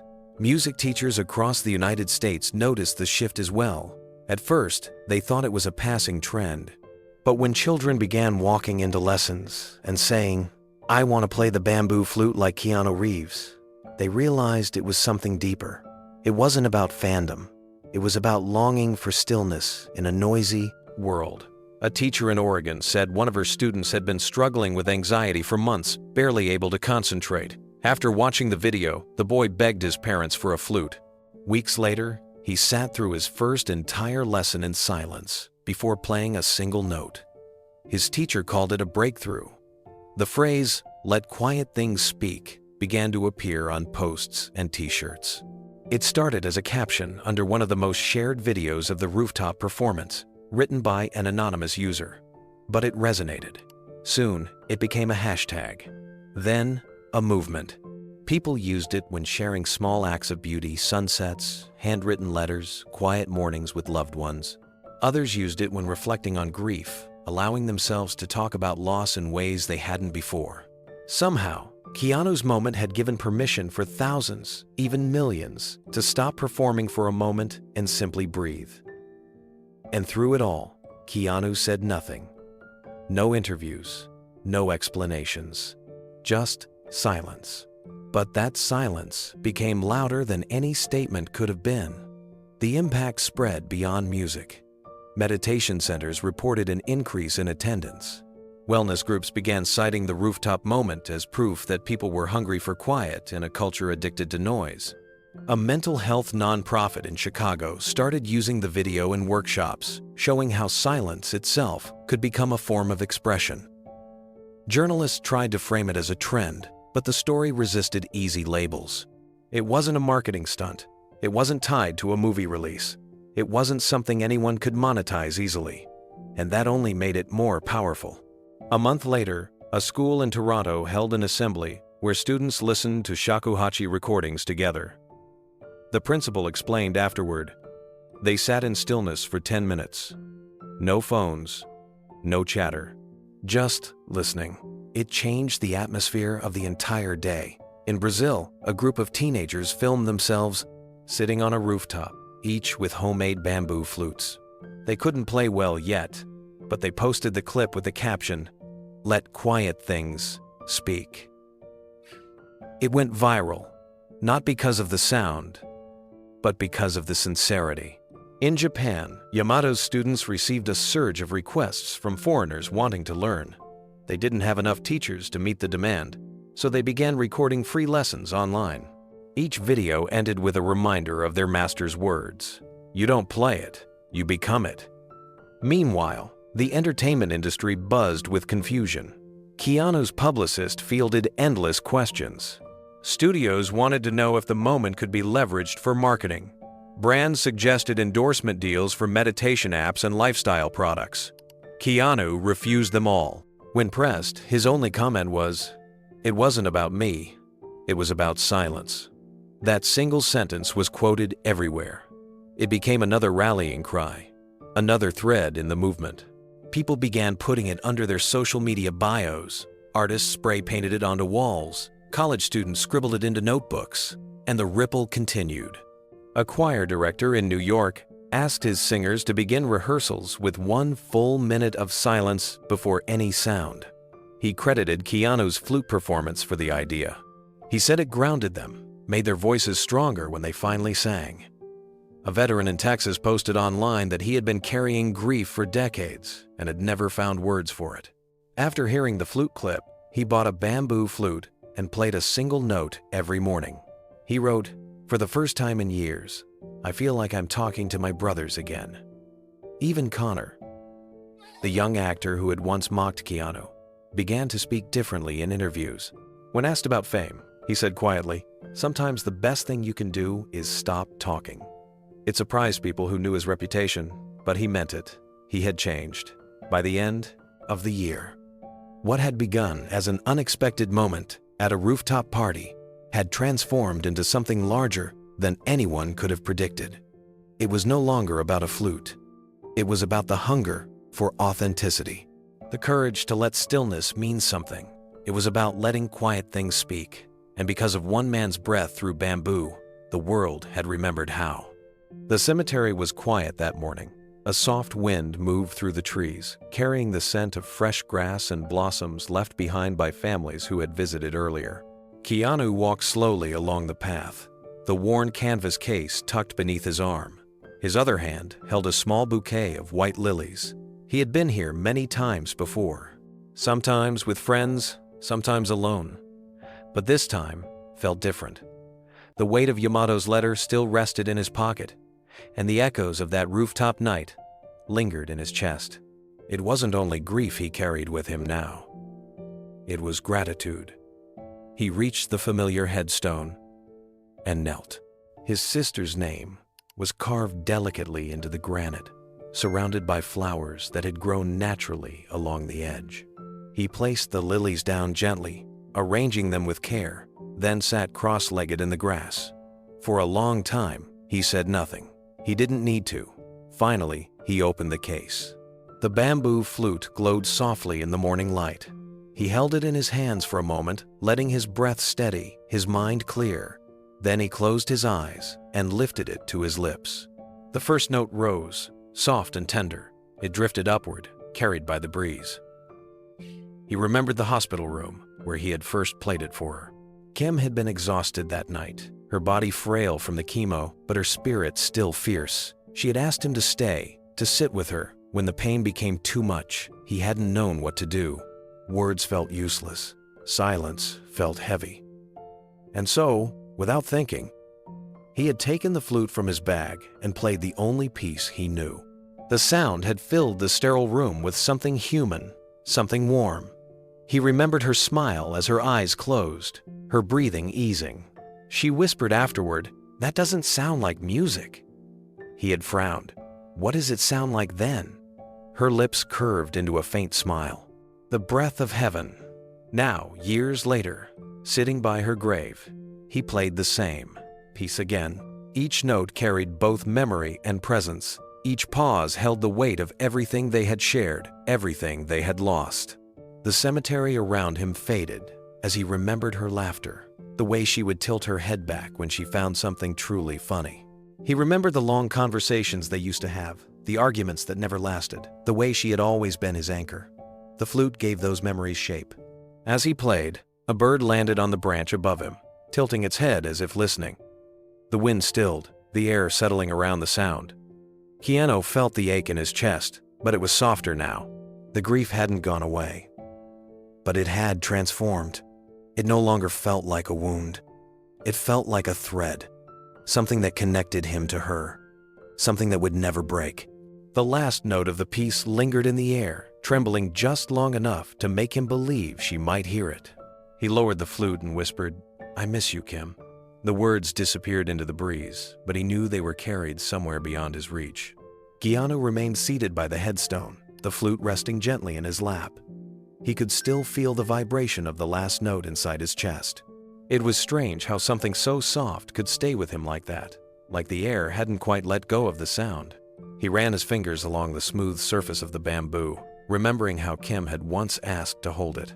Her hands were trembling from the treatments, but the moment he placed the flute in her lap, she had gone still. She'd said, "This doesn't feel like an instrument. It feels like peace." He had never forgotten that. A gust of wind moved through the trees, scattering a few petals across the grass. One of them landed beside the flute. Keanu smiled, just a little, then picked it up and tucked it gently under a rock near the flowers. He leaned back slightly, still seated, his eyes tracing the sky. "Everyone talks about legacy," he said softly, "what they'll leave behind. But all you ever left was kindness, and somehow that's become everything." His voice cracked at the end. He didn't try to hide it. A passing couple nearby slowed when they saw him, recognizing the familiar silhouette. But they didn't approach. They saw the flute, they saw the stillness, and they chose to keep walking in silence as if interrupting would be wrong. Keanu closed his eyes again. He remembered the last week of Kim's life, how she had asked him not to cry in front of her, not because she was afraid to die, but because she wanted him to keep living after she was gone. "You've got too much heart left to let it shrink," she had said. That had stuck with him more than anything else. And now, All these years later, sitting beside her grave, he understood what she meant. The rooftop performance, the ripple it caused, the kids buying flutes, the silence that had swept across the internet. None of that had been planned. It had been a response to grief, to memory, to love that refused to vanish. And Kim, she had been the beginning of it all. Without her, there would have been no flute, no journey to Japan, no silence that learned how to speak. Keanu stood slowly, brushing the grass from his jeans. He looked down at her headstone one more time. "I hope you heard that," he whispered. "I hope you know what you started." He didn't say goodbye. He never did. Not to her. Instead, he walked back down the path, the flute case tucked under his arm, the wind at his back. And for the first time in a long time, he didn't feel like he was walking away from her. He felt like he was walking with her, one breath at a time. They never knew it was him. Not the teachers who opened the unexpected shipments. Not the principals who signed for the delivery boxes. Not even the students whose eyes widened when they unwrapped the velvet-lined cases and discovered instruments most people only saw in museums. The flutes were made of rare, aged bamboo, authentic shakuhachi, each handcrafted in Japan. Each one tuned not only to the scale of silence, but to the language of healing. These weren't mass-produced. They weren't factory perfect. They carried the breath of artisans who had shaped their curves with reverence and fire. And Keanu had sent 20 of them. No notes, no return address, no social media post, just a quiet donation routed through an old friend who worked in international shipping. The flutes were divided across 6 music schools, 3 in underserved neighborhoods in Los Angeles, 2 in rural towns where arts programs were barely holding on, and 1 in a school for the blind. Each package had a small slip of paper tucked inside. It simply read, "Let quiet things speak." No one knew what that meant at first. Some assumed it was part of the packaging. Others pinned it to the bulletin board, next to faded concert posters. A few kids joked about it, then got bored and moved on. But one by one, the students began to notice the sound. The first time someone played the flute in the hallway, a janitor paused mid-mop. The first time a teacher heard the shakuhachi drifting from the practice room, she stood motionless in the doorway, unable to speak. There was something in the tone, not just music, but movement, like wind changing direction, like still water parting, like emotion taking form in a single note that refused to vanish. At the school for the blind, the flutes were treated like sacred objects. One of the students, a girl named Lena who had lost her sight at age 4, became the first to master the breath techniques. She played at the spring recital, where even the superintendent wept in the back row. No one clapped when she finished. They just sat in silence for a full minute. Then, slowly, people began to rise, not for applause, but for reverence. Because something had been shared that words couldn't explain. And in one small public high school in South Central Los Angeles, a boy named Malik took one of the flutes home. He hadn't meant to steal it. He just couldn't let go of it. His mother worked 3 jobs. His brother was in and out of juvenile detention. Their apartment backed up against an alley where sirens were louder than lullabies. Malik had never known quiet. But when he placed the flute to his lips that night and played the first soft note he'd memorized, the world slowed. He kept playing. Not perfectly, not professionally, just honestly. It became his way out. Not out of the neighborhood, but out of the noise. 1 week later, his teacher received a letter in a plain white envelope with no return address. It read, "I didn't know what peace sounded like until I heard your music. Now I'm learning how to make it myself. Thank you, whoever you are." The teacher cried when she read it. She framed it and hung it in the music room. And when she went to her office that evening to email the donor, she realized there had never been one listed. Just a single phrase, written in small letters beneath the shipping label, "Let quiet things speak." It had arrived 3 days ago. The handwriting was uneven. The envelope was torn slightly at the corner, as if someone had second-guessed sending it. No name on the outside. Just an address in pencil, and a single stamp clinging to the top right corner. Inside, was a single page, notebook paper, lined. The ink had smudged at the bottom. "Dear Flute Man," it began. "I don't know who you are. They said you were famous or something. But I don't care about that." Keanu paused at the second line, smiling faintly. The letter continued. "I used to get in fights a lot. My teacher said I had a problem with authority, but I think I just didn't know how to breathe. Everything was always loud. The streets, my house, my head. Then we got this bamboo flute at school." The handwriting wavered as if the words were being forced through something deeper than thought. "I thought it was a joke, but when I tried to play it, something happened. I didn't get good at it right away. Still haven't. But when I blow into it, I don't want to punch walls anymore." Keanu folded the paper halfway, then opened it again, not ready to let it go. The last paragraph was shorter, slower. "I think I'll be okay now. And I think you had something to do with that. So, thank you. That's all." There was no signature. Keanu didn't need one. He folded the letter carefully, laid it on the low table beside him, and turned his gaze toward the open window. A soft breeze carried through the curtains. The world outside was still. In that quiet, he reached beside him and picked up the old flute. He didn't play a song. He just breathed through it. One long note, round, honest, open. No one heard it but him. And that was enough.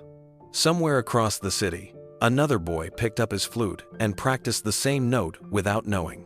Somewhere across the ocean, a flute master's ashes rested near the sea as the wind carried music never meant to be recorded. In a small farmhouse in Nebraska, a mother walked by her daughter's room and paused, hearing a faint shakuhachi tune being played. The girl had suffered from anxiety since her father passed. She hadn't spoken in days. But now, her fingers moved on the bamboo, her body swaying slightly to a rhythm only she could feel. In a music shop in Kyoto, the phone kept ringing. "Do you still carry shakuhachi?" they asked. "We want to order 6 more." Across forums and blogs, people began sharing stories, not just of Keanu, though his name came up often, but stories of silence rediscovered, of stillness that healed, of children who stopped being afraid of their own breath. A movement began to form, but no one could name it. They just called it a feeling, a frequency, a return to something ancient, something pure. And at the center of it was not a headline, not a brand deal, not a monetized moment, but a man who never signed his name on the box, never took the stage, never claimed credit. Just a man who once found peace through a piece of bamboo and passed it on.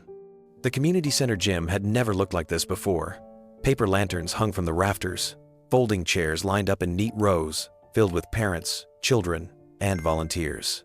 A makeshift stage stood at the front, draped in navy blue cloth. Strings of soft yellow lights wound through the rafters like vines. In one corner, someone passed out programs that had been folded by hand. No sponsors, no brands, just 2 words stamped on the front in delicate silver ink: "Quiet Light." Connor sat backstage on a metal stool, tuning the acoustic guitar on his lap. His fingers trembled slightly, not from nerves, from something quieter than that, a kind of trembling that came with meaning. He glanced down at the worn fretboard, then over at the mirror. He didn't see a rock star, or a rebel, or a viral sensation. He saw a young man with dark hair pulled behind his ears, dressed in a black button-down, sleeves rolled up, trying to honor something that had changed him without even asking for thanks. Keanu was out there, somewhere in the crowd. He hadn't texted, hadn't promised to show, but Connor felt it.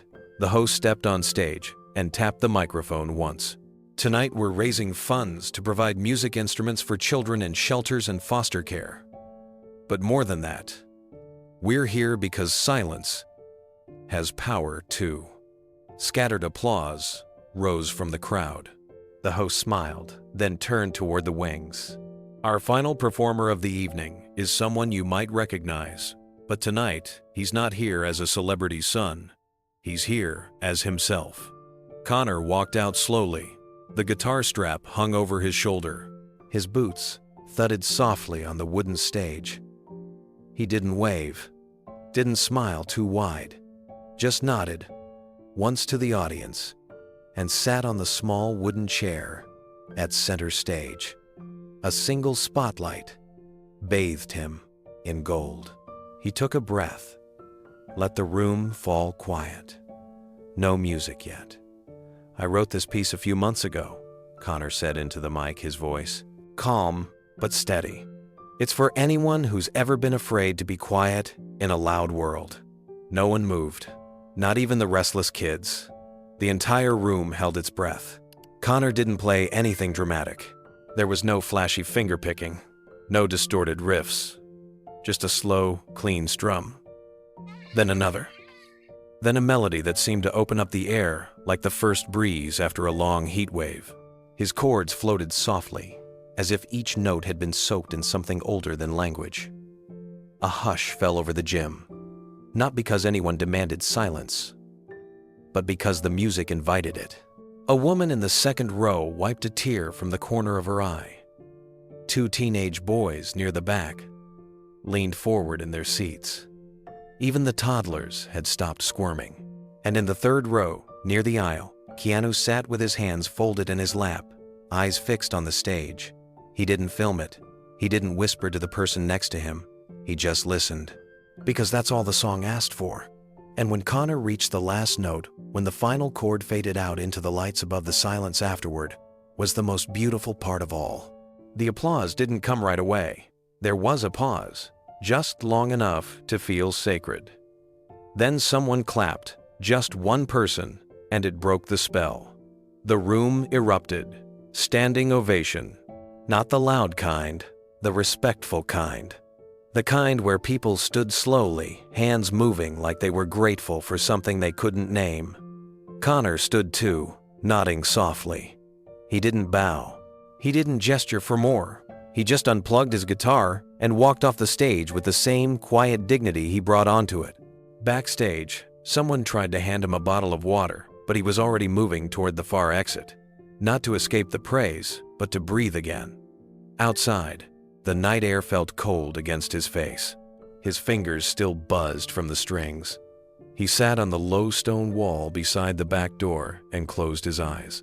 Keanu stepped out a few minutes later. He didn't say anything, just sat next to him, elbows on his knees. They watched the street together. A breeze rustled the leaves in the tall trees.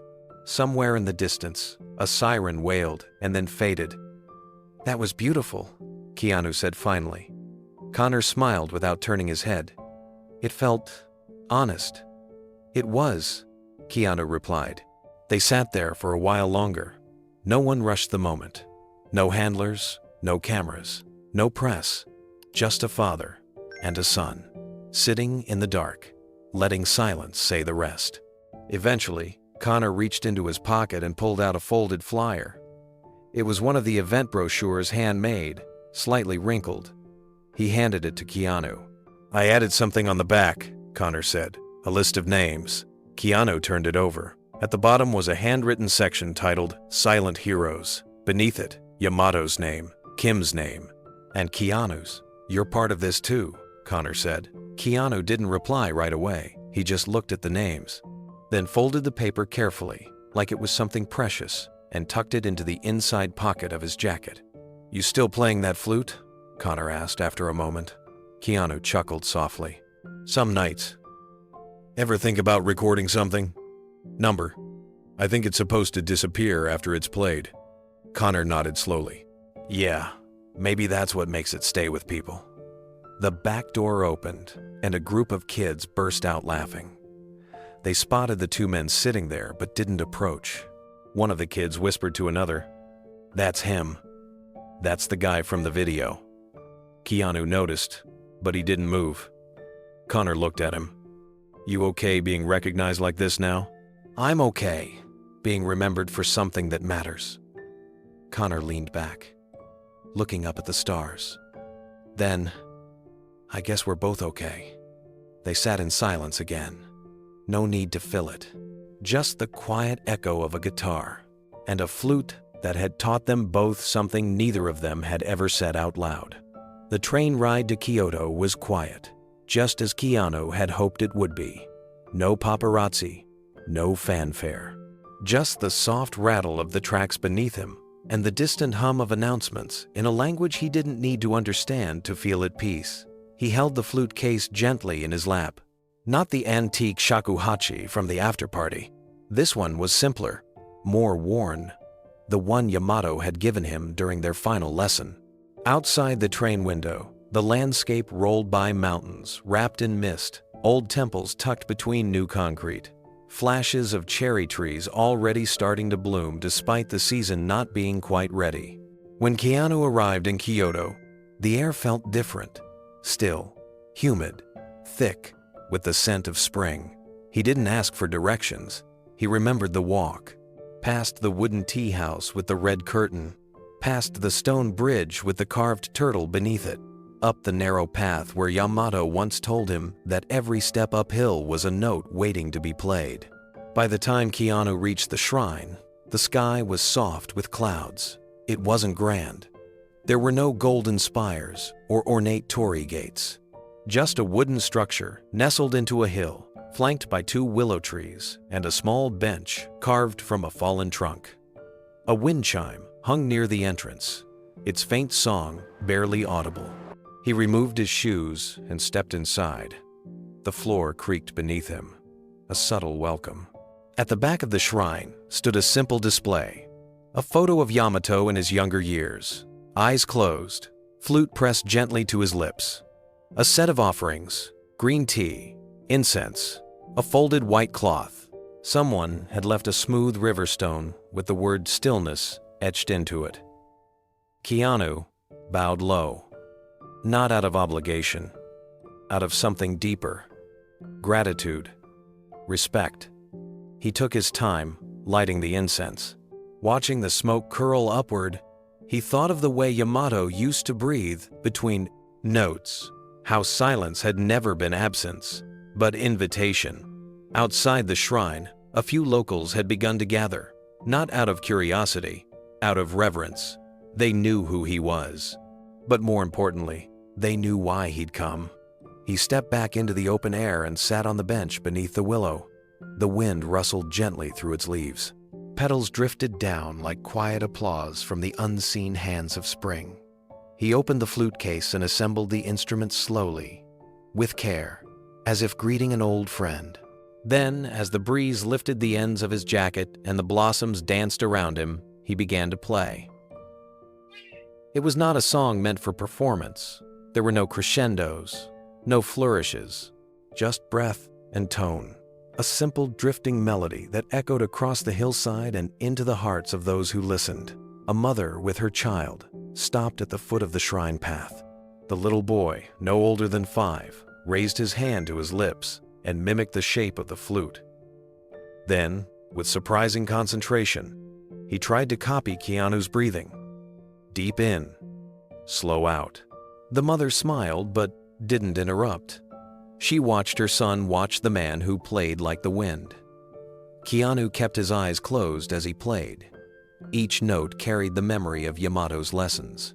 Not the techniques, not the finger placements, those were already second nature. What lingered in his chest was Yamato's voice, low and unwavering, reminding him that music is not something you perform. It's something you surrender to. As the melody faded into silence, Keanu let the last breath linger. Not hurried, not abrupt, just finished. He lowered the flute to his lap and looked up. The small group that had gathered wasn't clapping. They weren't filming either. They just stood there, as if afraid that any sound might break the spell.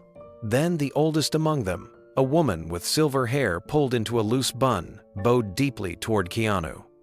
The others followed, including the mother with the child. Even the boy placed his hands together and bowed, mirroring the reverence of those around him. Keanu stood and returned the bow, holding it longer than expected. It wasn't humility for show. It was the kind of respect that ran deeper than language. A young man approached, holding a folded cloth wrapped in the traditional furoshiki style. He spoke softly in Japanese, gesturing toward the shrine. Keanu didn't catch every word, but he understood the meaning. They wanted him to place something inside the offering box. He reached into his coat pocket and withdrew a small item, Kim's hospital bracelet. He'd carried it with him for years, too personal to discard, too sacred to display. He walked into the shrine once more. With slow, deliberate hands, he unfolded the bracelet, smoothing out the creases in the worn plastic. The name Kim Reeves was barely visible now, but to him, it still glowed. He placed it beside the river stone-marked stillness and bowed once more. When he stepped back outside, the crowd had thinned, but the little boy remained. He was crouched by the path, picking up cherry blossoms one by one and arranging them in a small circle on the ground. Keanu walked over and knelt beside him. The boy looked up, holding out one of the blossoms. Keanu smiled and accepted it, tucking it behind his ear without a word.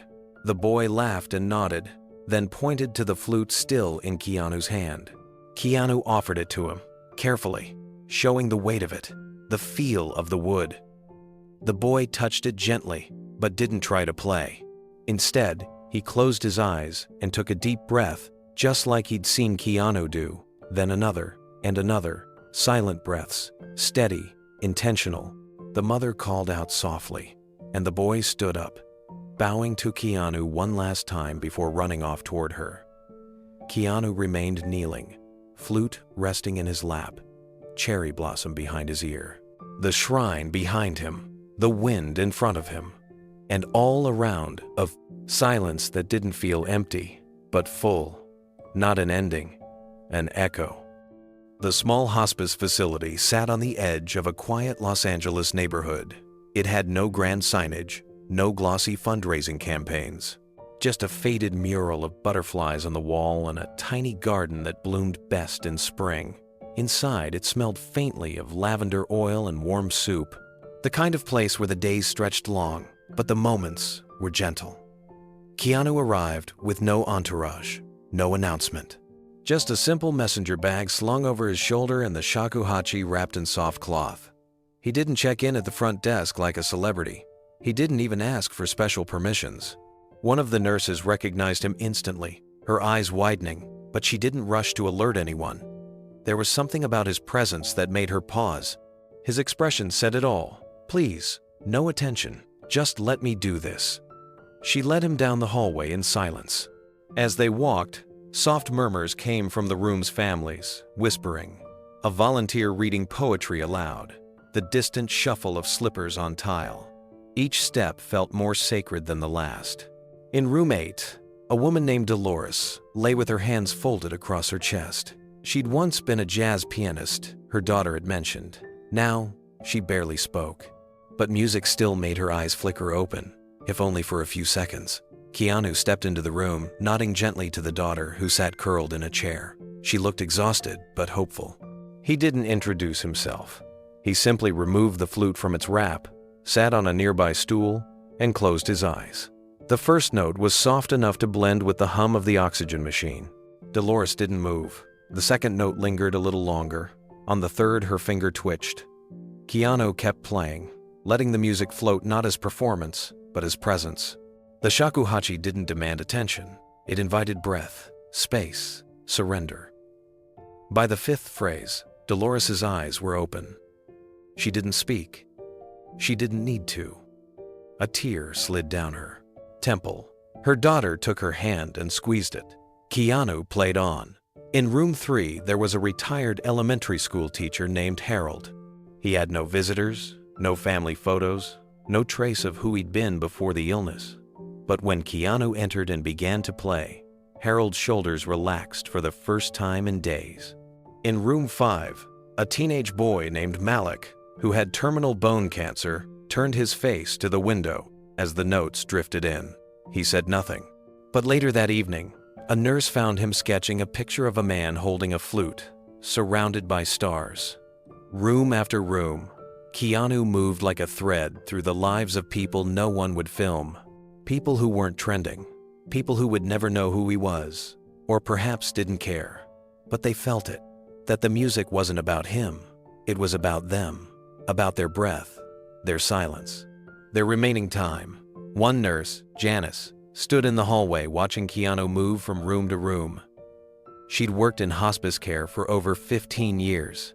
She had seen volunteers come and go, church groups singing hymns, students reading stories, even trained therapy dogs wagging their way into people's hearts. But this was different. There was no ego in it, no show. He didn't ask for applause. He didn't look for tears. He didn't even leave a name behind.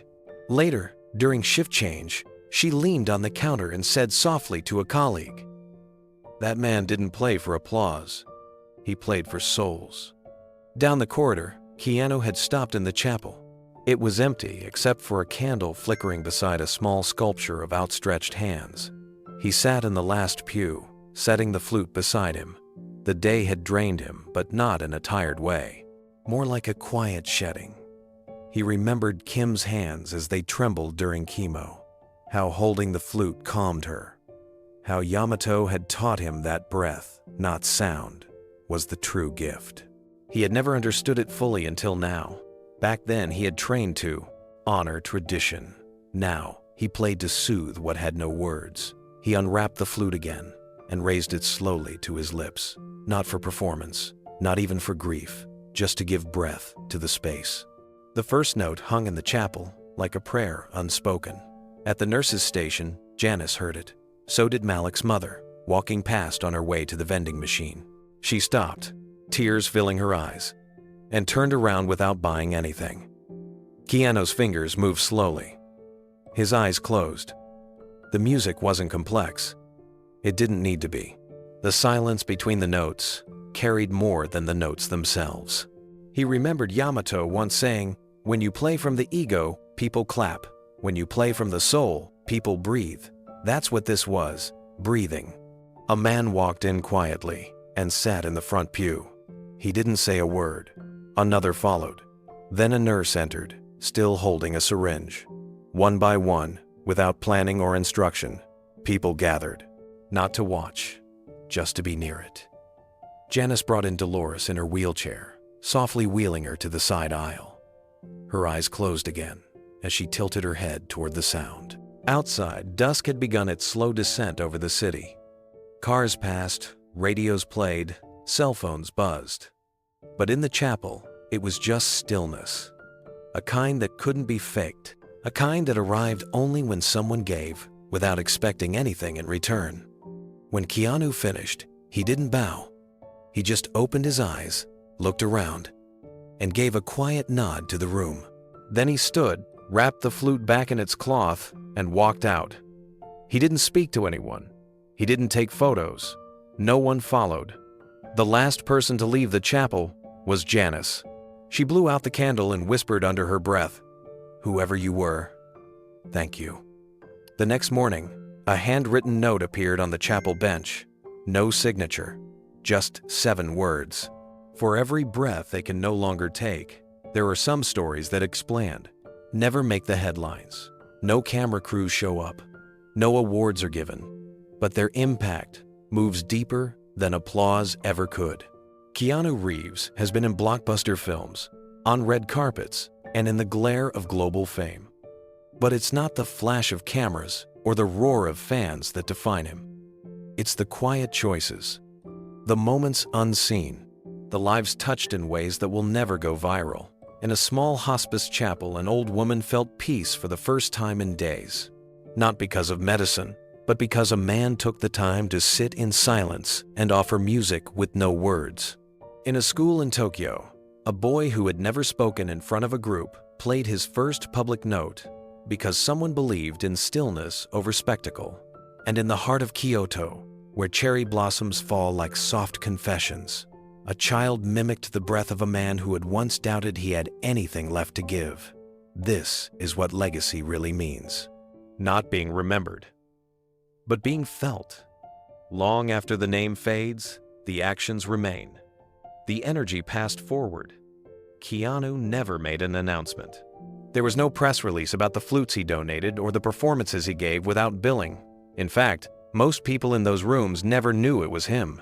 They only knew what they felt: comfort, presence, a sense of being seen without being stared at. That's the difference between being famous and being meaningful. One is noise, the other is resonance. Fame fades fast, but meaning echoes, even in silence. Yamato once told Keanu, "The loudest hearts are often the quietest people." That line stayed with him, not because it was poetic, but because it was true. The world often rewards those who shout the loudest, who boast, who flash, who draw attention with force. But what about the ones who whisper, who wait, who offer without expectation? What about the people who heal without being named? In every room Keanu entered, there was a kind of stillness that followed. Not emptiness, but presence. He didn't fill the space with his ego. He let the space hold what it needed. A glance, a note, a breath. And maybe that's what we're all longing for. Not bigger noise, but deeper connection. Not louder lives, but truer ones. To everyone listening who's ever been told they were too soft, too quiet, too strange for this loud world, you are not alone. If you've ever sat in a crowd and felt invisible, if you've ever held back your gift because someone laughed at how different it was, if you've ever cried after offering something from your heart only to be ignored, know this. Sometimes silence carries the strongest sound. There's power in restraint. There's beauty in gentleness. And there's undeniable strength in those who choose stillness over show. You don't need to prove your worth with volume. Sometimes, your presence alone is the gift. There's a reason the softest music is often the most memorable. It forces us to lean in, to listen more closely, to feel instead of just hear. And sometimes, the people who carry that kind of quiet music within them are the ones who change lives without ever asking for recognition. That's what Keanu Reeves has become, not just a name, not just a star, but a vibration, a frequency that people remember, not for what he said, but for how he made them feel. And not just on a movie screen, but in a hallway, a hospital, a music room, a shrine. Every time someone picks up an instrument and breathes instead of shouts, the legacy lives on. Every time someone chooses to comfort rather than confront, to give instead of grab, to wait instead of rush, the invisible impact of a quiet heart continues. And if you're watching this and wondering whether your gentle nature, your sensitivity, or your silence matters in a world that often seems to reward only the loud and aggressive, remember this. Still waters don't get the spotlight, but they're the ones that reflect the stars. You don't have to change who you are to matter. You don't have to perform for the approval of those who never took the time to understand you. You don't have to become louder, harsher, or more dramatic just to feel visible. Instead, you can embrace the silence within you as a kind of power. You can live your life as a quiet offering to the people around you. You can, like Keanu, let your presence become your message. Let your breath become your gift. Let your stillness become your song. And if you ever doubt whether that's enough, remember the boy who wrote, "I didn't know what peace sounded like until I heard your music." He wasn't applauding a concert. He was thanking a stranger for reminding him that the world still held softness. That's what this story is about. Not fame, not applause, but impact. Not being seen by millions, but being felt by one person who needed it. And that is more than enough. So if you've ever had a talent or part of yourself people didn't understand, this story is for you. If you've ever been mocked for being different, this story is your reminder. And if you've ever doubted your place in the world because your spirit didn't match the volume of others, let this story wrap around you like a quiet song only you were meant to hear. We hope this incredible story reminded you that sometimes the most meaningful lives are lived away from the spotlight. Sometimes the most beautiful music is played without an audience. And sometimes the most powerful thing you can do is just be. Before you go, we'd love to hear from you. Have you ever had a talent or part of yourself people didn't understand? Share your story in the comments. You never know who it might comfort. And tell us, what incredible story would you love to see next with Keanu Reeves? Your suggestions help inspire the next journey. Thank you for watching. And remember, the world doesn't just need louder voices. It needs kinder ones. It needs yours.